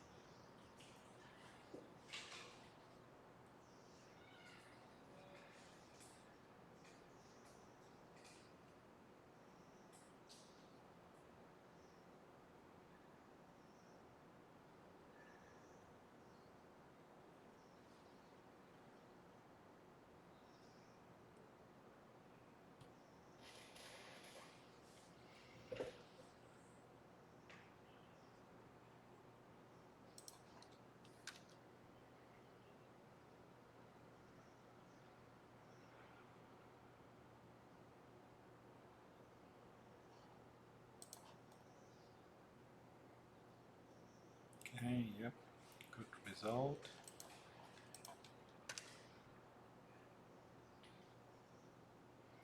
And now here I want to try and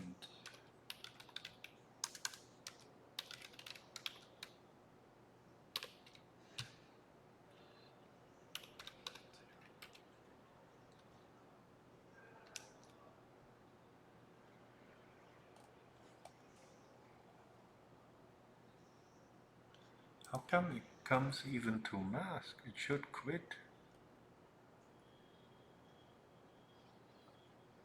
Okay. 128.84.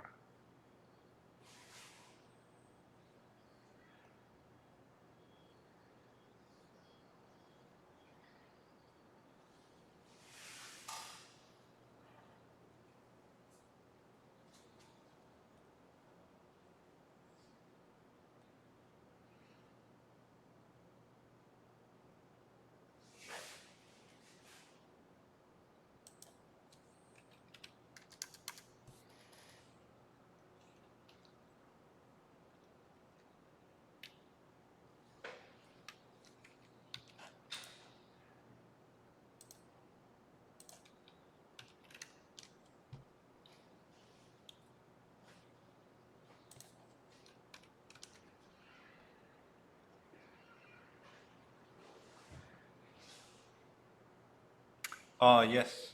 Okay. And this would be y-x coordinates, I'm sure.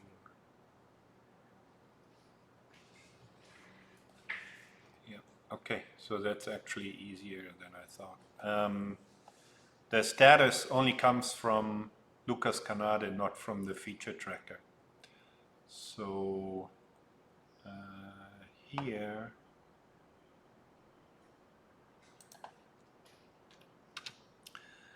that will be y plus 320 y plus 320x for y, x in da, da, da, da, da, da, da.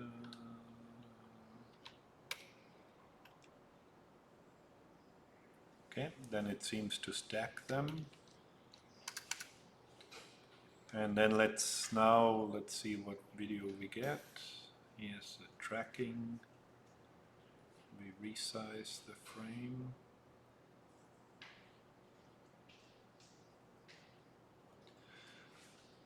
And meet and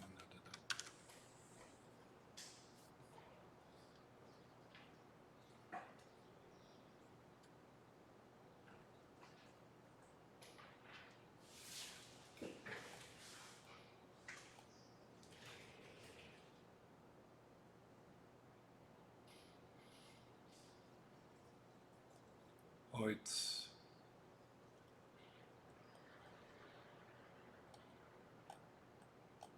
a list of lists. Okay.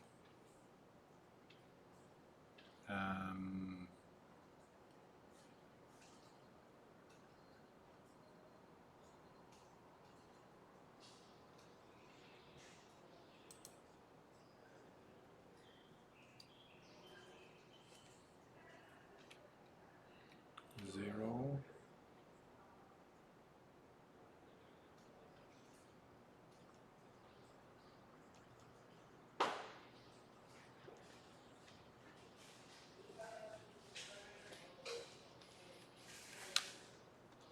Then I have to add another.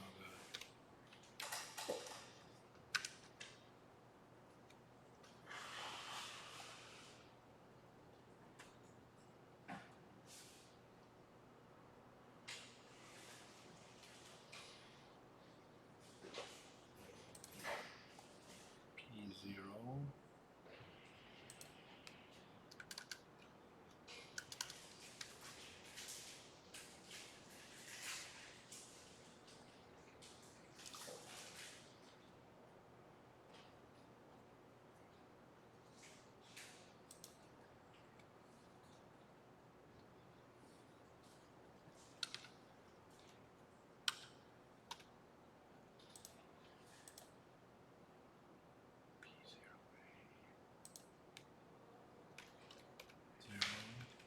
P0B, 0. This is just to get the lists in the right format so that our trackers like it. And I think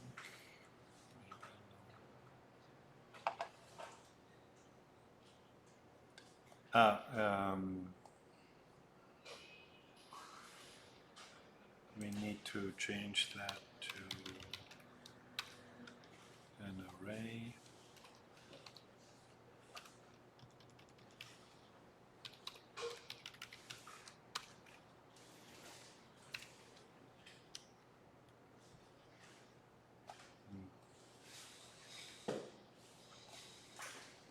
So what does P0 look like now?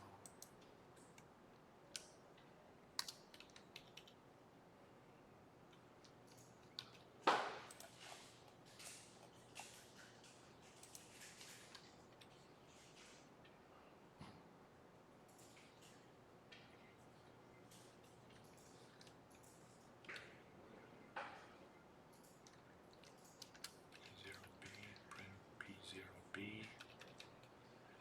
P0A, and P0. Now let's see what we get.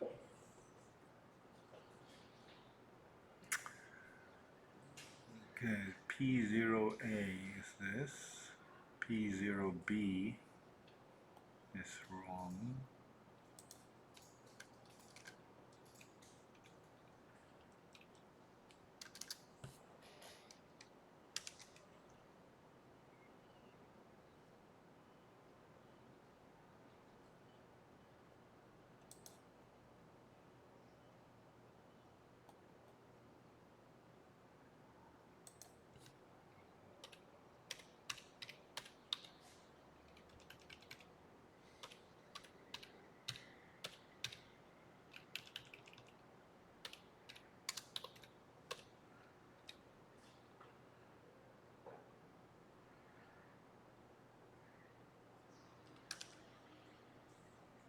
maybe.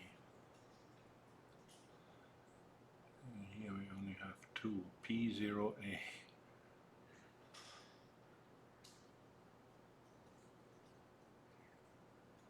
Okay, so P0B, oh, okay, so should be here.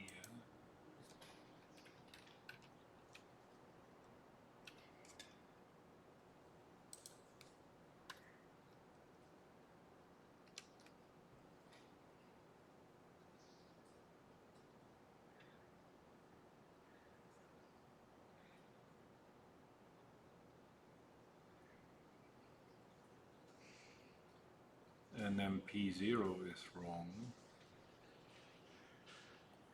What should that be? That should be V stack.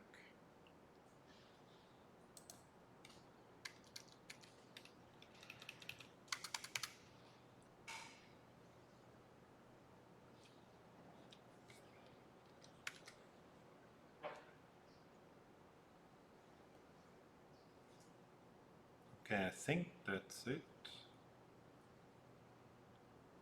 Yeah.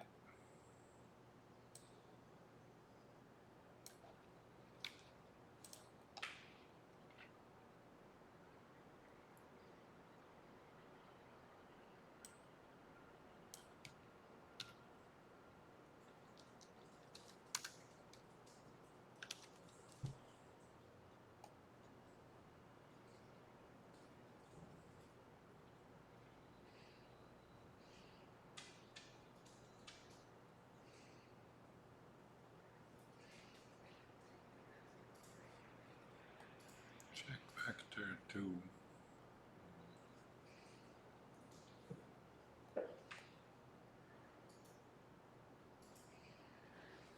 Oh, it's one too many. Okay.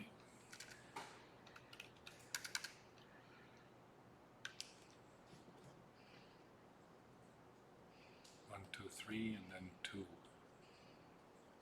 Okay.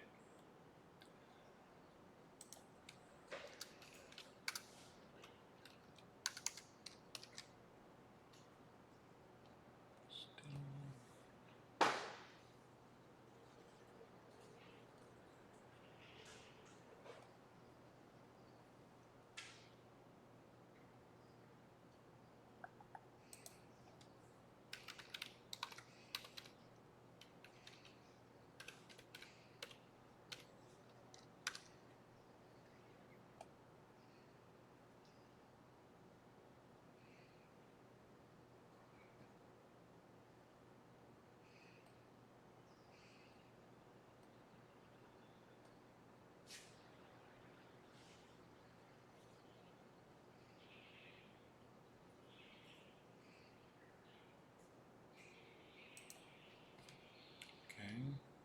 This has to be an array.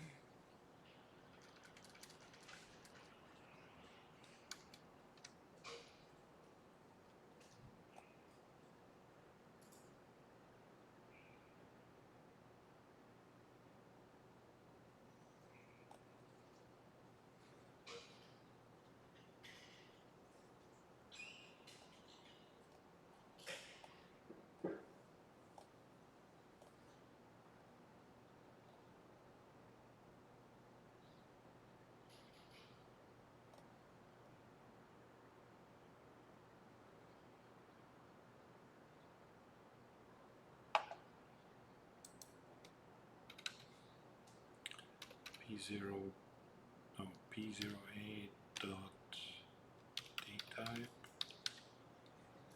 P0 dot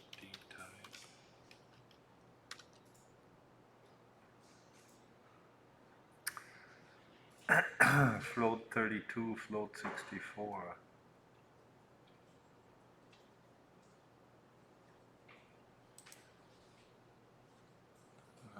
Okay.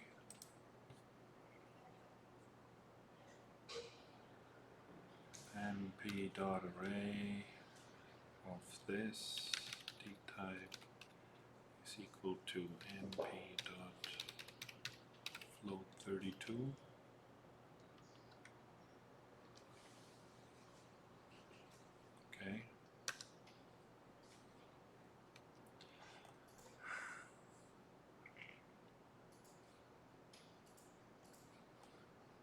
because I haven't changed it here yet.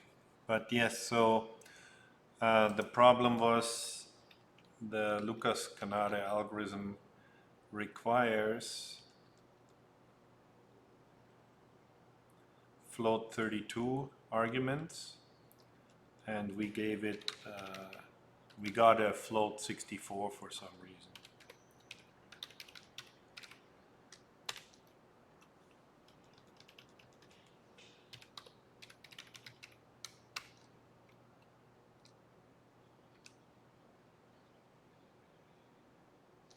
Okay, now I got it figured out.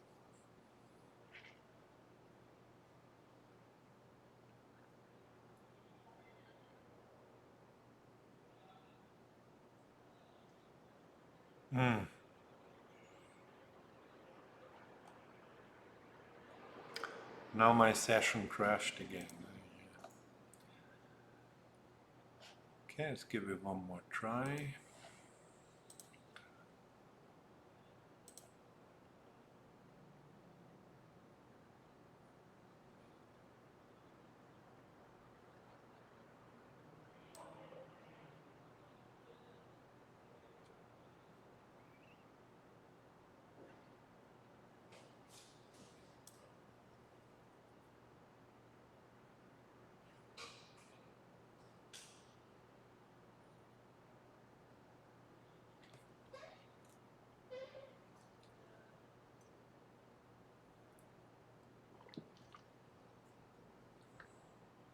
And of course, I don't really want to use it as two separate images, right? That's why I want to keep it in one frame buffer, because a point may move from the bottom to the top, and I still want to be able to track it. So it's not the same as running different Lucas-Canare trackers over two separate images. There's some overlap between them. 24, 25, 26, 27, 28, 29. Okay.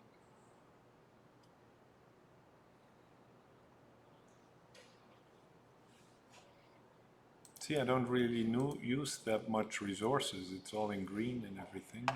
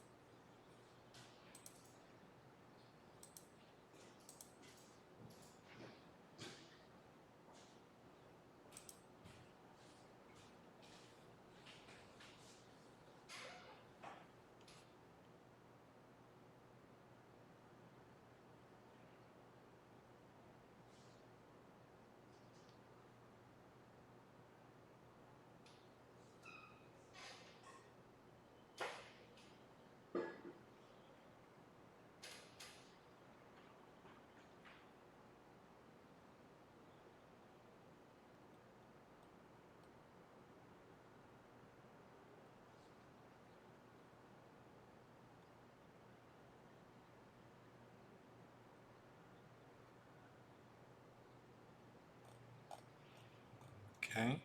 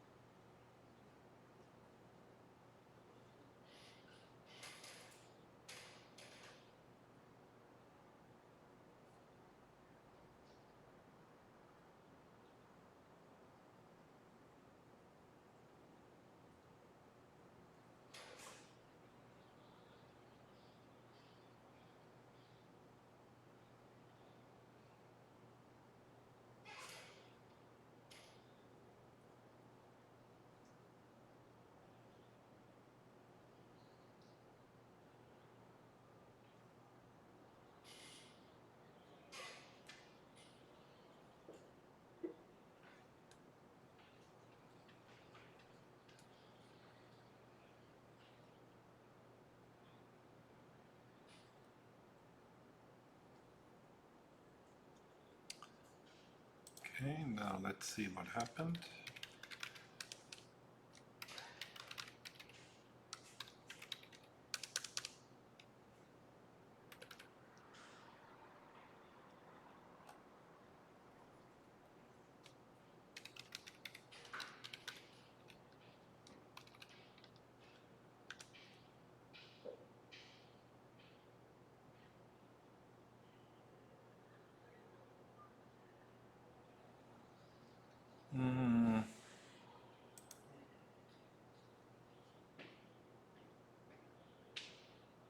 No, I didn't get any points in the bottom. I think just one at the beginning. So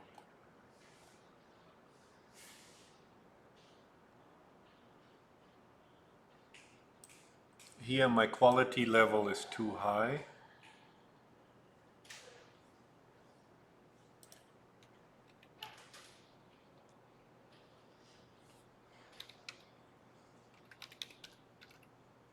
I think I can override it like that.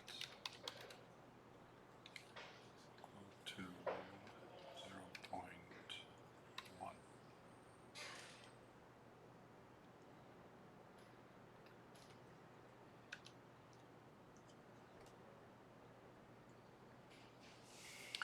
Yeah.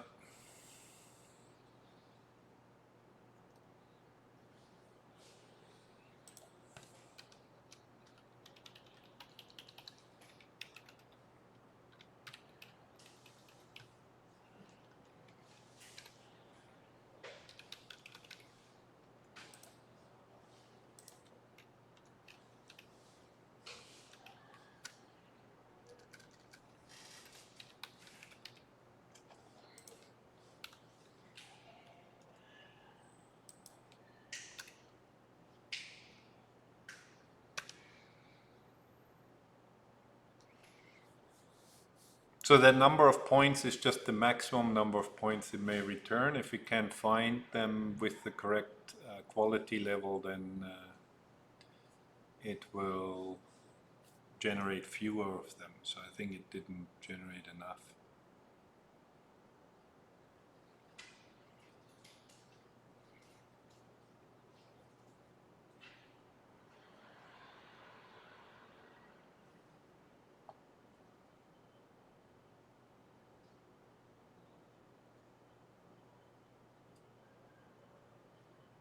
So any kind of optical flow based on features, the selection of the feature point, the distribution is quite important, but that depends a lot on what the application is too. Some strategies work well in some domains, but not in other ones.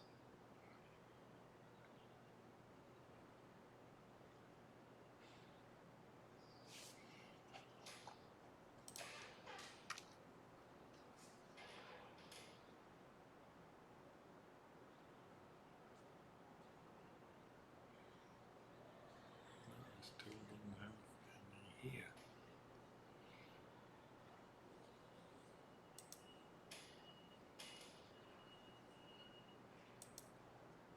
No, something is wrong. It doesn't.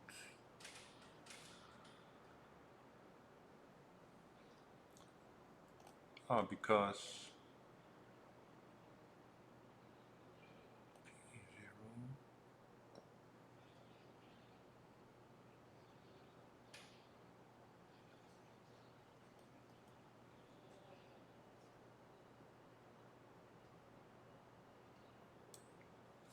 Yeah, here we actually have much fewer than 100 points. So there's very few points that meet those criteria. So we can set that lower.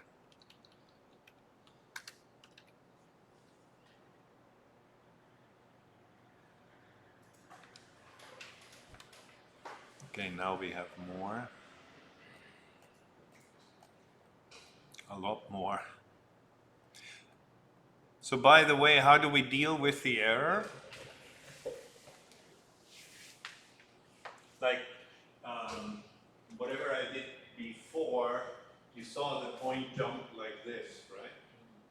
If I now try and map the motion of the camera to the way that the points move, then that's going to give me an error.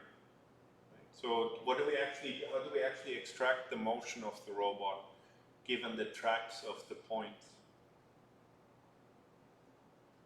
Extract the motion, you mean The motion of the camera. Those lines right there. lines? That's how the points are moving, right? But I want to know whether the robot moved forward or turned left or turned right.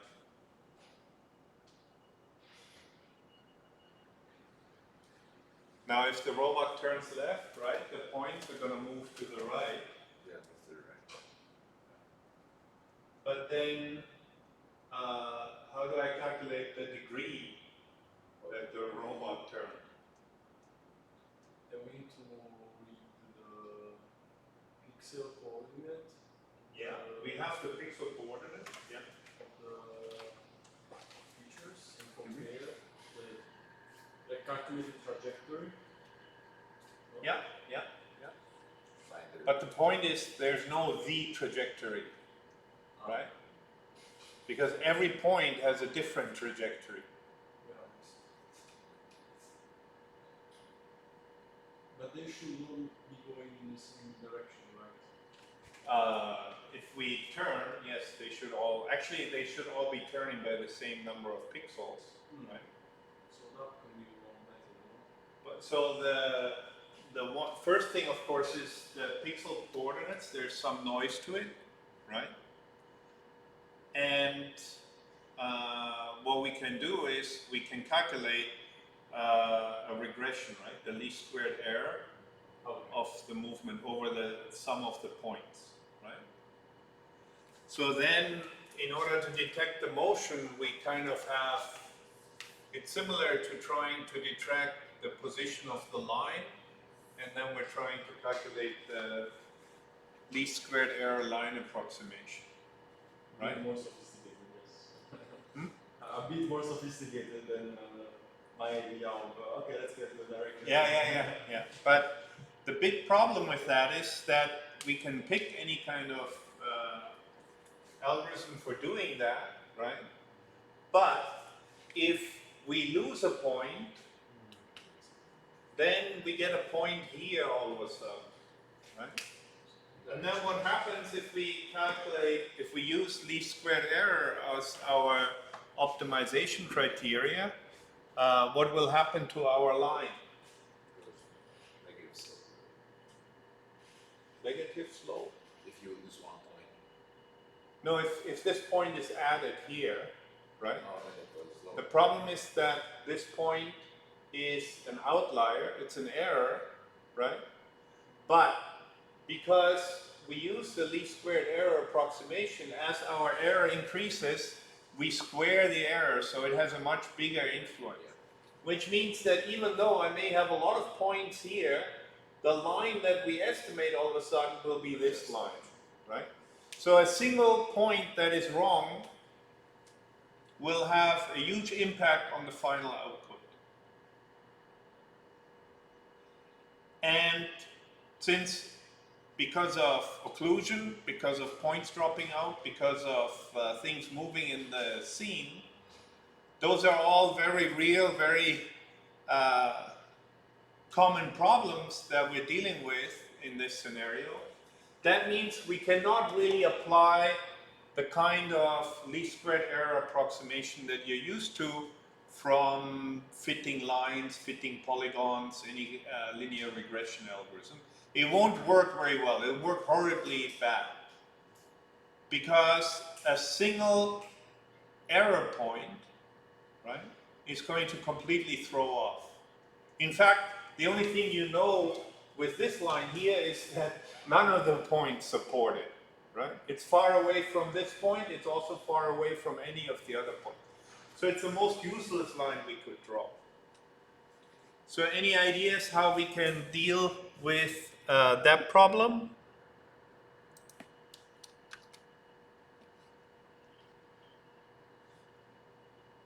Wait, so we're using a line No, not really a line. We're trying to map a line due to the movement. To try and find the angle of rotation. Angle rotation and linear movement. That will be the first step, which would be our visual odometry part. So I want to move from between frame n and n minus 1. How far did I move and in which direction did I move?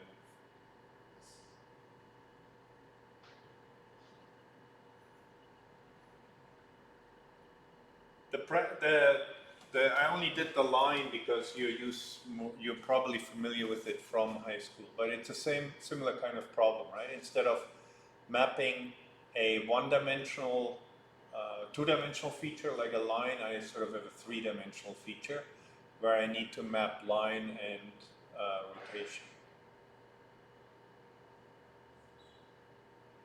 But the problem is not so much with what we're trying to regress.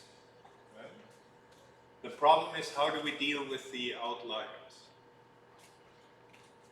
Can we just stick it in that? Because we know. Sure. I give you 1,000 points, and if you can ignore the outliers, then that's okay, right? That's what we want to do. We want to get rid of the outliers. But how do you know which point is an outlier and which point is not an outlier? Example, no? 25% of the most outer, like the values, the extreme values, no? What is We it? only keep the middle 75. Right. But the problem is, with that, I don't know what the middle 75 are. The idea is good, right? But Okay. I don't really know which one the middle 75 are, because they're like these points, right? But this may be 0.1 or 0.1000. Right? So basic, but the idea is correct. What we want to do is calculate a model, in this case a line, given some of the points, right? And then we want to check how well does that model fit the other points that I have in my system, in my data set. Right? And if all the points fit and they're reasonably close, then I think I found a good model. If there's a couple of outliers, I can say, okay, those are probably outliers. If only 2 points map, if I do this in this particular scenario here, and let's say I take these 3 points, 1, 2, 3, and then I map a line through it, then maybe I get this line, right? If I get this line, then I can check these other points, they all match as well. They're pretty close to the line, so I think this is probably a pretty good match, because most of the point match are within sort of a boundary error that I accept for this line, that I think that's possible that that's due to noise. And then here I have one outlier. Okay, well, there's one outlier then. Right? If I pick those 2 points, if I pick those 3 points, 1, 2, 3, then I'm going to get a different line. Oh, yeah. But that line is going to be supported by much fewer points. Right? And that's kind of intuitive, that makes sense, right? And that's actually a pretty clever idea too, and it's called do you know what the algorithm is called? It's called the ransack algorithm. You haven't heard of this before? No. Random sampling and consensus algorithm. And it basically just means exactly that. Then there's quite a bit of research literature. It's a well developed algorithm.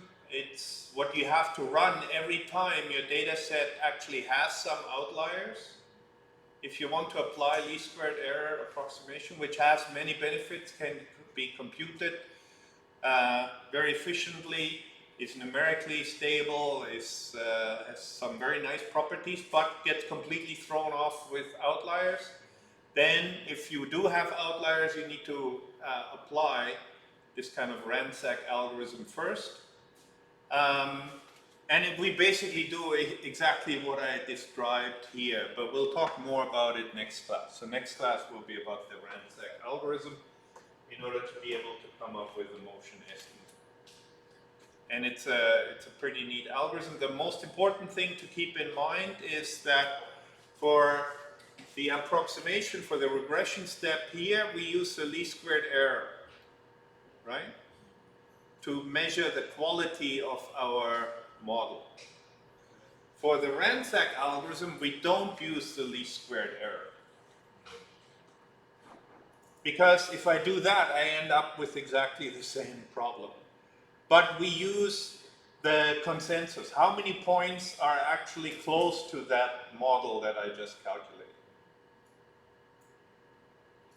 So it's the number of points that this model is close to as opposed to the least squared error approximation. I got lost for a second. So these points are the features we are extracting, right?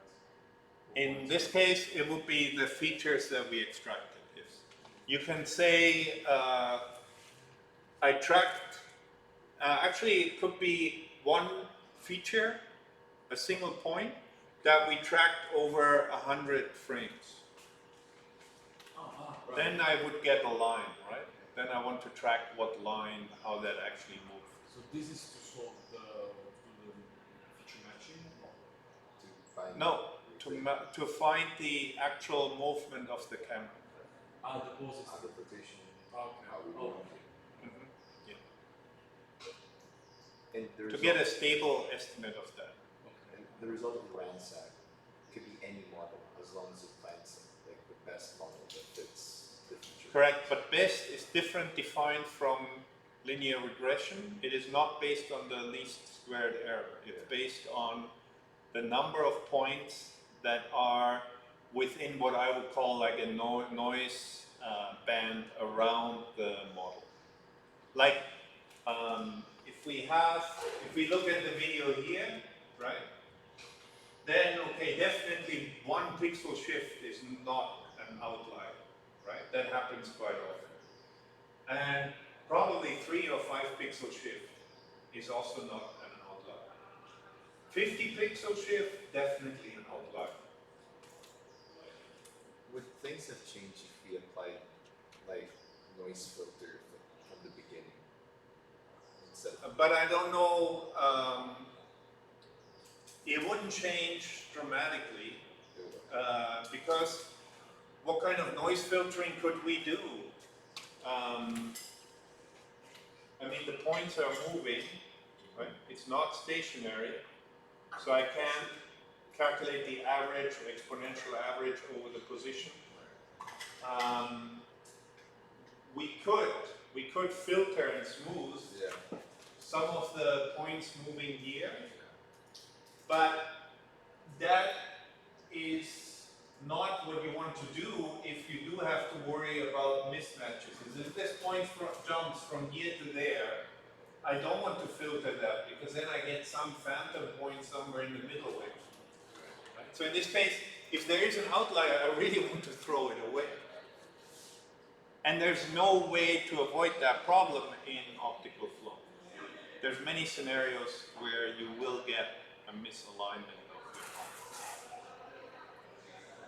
Like in the first video that I had, I didn't get any, but that's because it's a very short sequence and I just got lucky with the parameters. By next week, let's say we try to apply the optical flow to the or feature extractor. Should we use the or? Up to you, I think they will both work perfectly fine. Okay.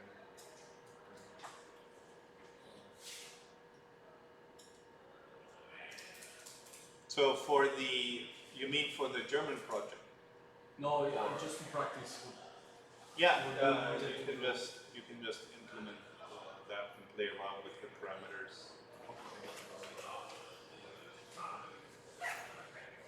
Right now here I just actually got a couple of more points there, but I didn't get any. I didn't get any points in the floor. There's just not enough in the grayscale image here to get any kind of feature points.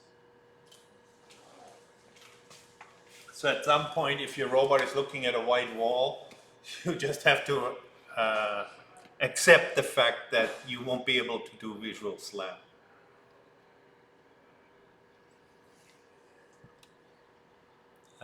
Then you just have to use other. Oh, there was a point there on the edge at least. But we did get a bit slightly better distribution over the.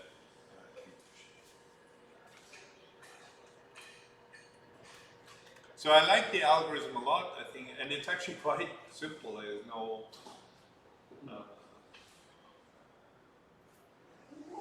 no complex mathematics involved. Things like that. So what kind of math did you say you were actually doing? Yeah. Yeah. I applied mathematics. Okay. So all maths. Yeah. But no projective geometric We did algebra, We did that. PGA, PGA. Clifford algebras and everything. Okay. So what do the mathematicians think about that? It's kind of divided. One end, why would you do that? Why would you do that? Yeah, I'm at the same. If we have multivariate analysis already, which is like the 3D calculus, like when you have to do that kind of this already. On the other end, it's more useful if you have it like. Okay, it's a tool. You should know about it. Okay. Yeah. I just think. I mean, it's interesting right now. If you have done any 3D programming or kinematics of robots, computer graphics, then the engine that was driving the whole thing were the homogeneous coordinates and homogeneous transformation matrices. So you have a 4x4 matrix and you can model anything that you want, right? But now, for rigid bodies, you can actually use these Clifford algebras, which can then be specialized to quaternions and lines and planes and everything. And that's kind of cool. And the problem with the matrices is, I do agree that, I mean, there's a lot of redundancy in the rotation vectors, and interpolating between the matrices is not easy at all. So now actually there's a big change in robotics, kinematics. A lot of people now trying to reformulate inverse kinematics to use PGA and then you have your exponent and log methods, maps, and also SLAM is now completely sort of changing away from 4x4 transformation matrices to use PGA. And for SLAM it makes a lot of sense, right? Because you are then guaranteed to get a motion that the robot could only do. But practically, I guess I would be, if you think back about artificial intelligence, and there were sort of the idea of the needs that wanted to have a formal theoretical foundation for intelligence, and graphies we just wanted to get stuff to work. And so I'm definitely in the later camp, I think. But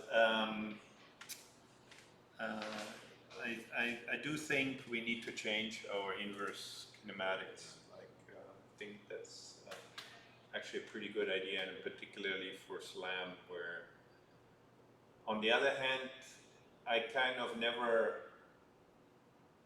like the 4x4 matrix, because there is a bit of redundancy in the representation. right? So, but my view was always that if there's some noise in the data, then when you optimize and you calibrate your camera, for example, or you calibrate the motion of your robot using visual SLAM, then you didn't get the nice orthonormal rotation matrix. But I always saw that as sort of an additional feature because the algorithm had a couple of extra parameters that it could cheat, and it still matched the points really well. If you force it to have just one rotation angle instead of like 3 values that it can play with, I'm not sure if in practice that will actually give you, theoretically it should give you the correct result, of course, but that's if your data is clean. It's not so clear to me if you have noise in the data. I always thought these matrices sort of had some built-in error buffer, just because there is some redundancy in the representation, then you could, the order in which you can calculate things will give you a special result. So the algorithm sort of knew that, and I never minded that. But right now there is a big change in robotics using skew matrices for camera calibration and visual odometry, and also in computer graphics now. Except computer graphics is slightly different because the PGA-based approach only deals with rigid body transformation, so it doesn't really do scaling. But of course, in computer graphics, you want to zoom in like in some camera shot, right? And then that wouldn't be, then that is not so easy to model. So a stupid question. But when it comes to camera calibration, since we have very limited cameras, isn't there anything like an online database with calibration files for the cameras? There may be, but it's usually not necessary. Like I wrote there's two parts to the camera calibration, right? Either one part is the intrinsic parameters of the camera, and the extrinsics, which is the position and angle and pulse of the camera with respect to the scene. Now the intrinsic parameters you could get off a data sheet. I'm sure if you search the data sheet for the sensor that is built into the Logitech CM920, then somewhere there is a data sheet that tells you exactly what that CMOS sensor does. But practically it's not useful per se, because you can just you get a good enough approximation just having a calibration pattern. So I'm trying to check it more than wasting a lot of time. I think I just need to find something to follow. So I wrote the thing so that I can just use the phone. I hold it up in front of the thing, and actually it's the web server runs on the robot. So I connect to the robot, it sends me the picture, and then when it can actually see, it can vary the sizes of these things so that it gets a good match, and then you just have to wave it around a couple of times, it saves its calibration. I think the intrinsic parameters then are good enough for all practical purposes, and I think that's probably more practical than trying to find the right data sheet. Because the intrinsic parameters also should never change, right? Once you have them calibrated, and the algorithm does a pretty good job. The extrinsic parameters you need to calibrate quite often, but then if you do have the intrinsic ones, then you only need 6 points to be able to calibrate the image.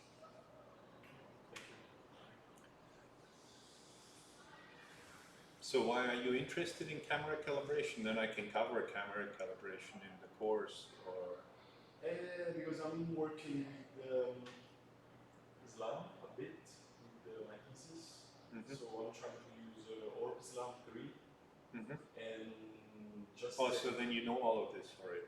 No, absolutely not. That's the problem.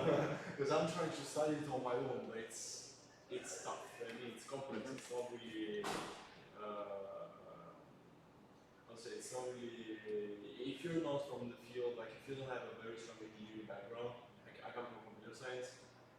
Sometimes the papers are like as you mentioned. But that's because they write it in the mathematical notation. Exactly. If they were to give you the Python code like me, then I think it would make a lot more sense. I would hope at least. So that's why now I managed to install it, and just installing it, all the libraries and everything was all the time. And now to run it, actually, I need to calibrate my device. And I discovered that calibrating the camera is not as easy as I thought. I thought it was just like, okay, I should, but actually it's a lot of work. That's why I asked if there is any kind of preset. No. There isn't. All right. I'll try. And even if you get them from the data sheet, I mean, the pattern shouldn't be a big problem. Why do you have a problem with the? No, I printed it, but basically the software I installed some kind of open source solution to calibrate the camera.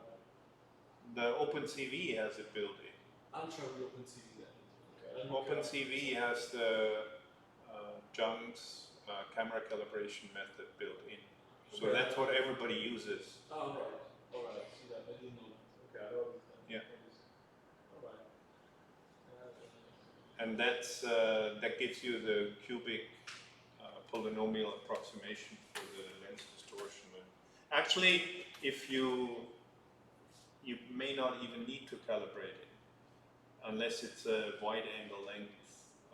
There's not that much distortion on the. I need, because I need to convert into something like bag of words file. Like Orbslam has a very specific file format to work with. I can't feed it my video input directly, like MP4 file doesn't work like that. Oh, but that has nothing to do with the camera calibration. I need the camera calibration for generating the. I think it says this word. I'll look into it. Yeah. Look into it Yeah. anyway. Okay. Yeah. Good.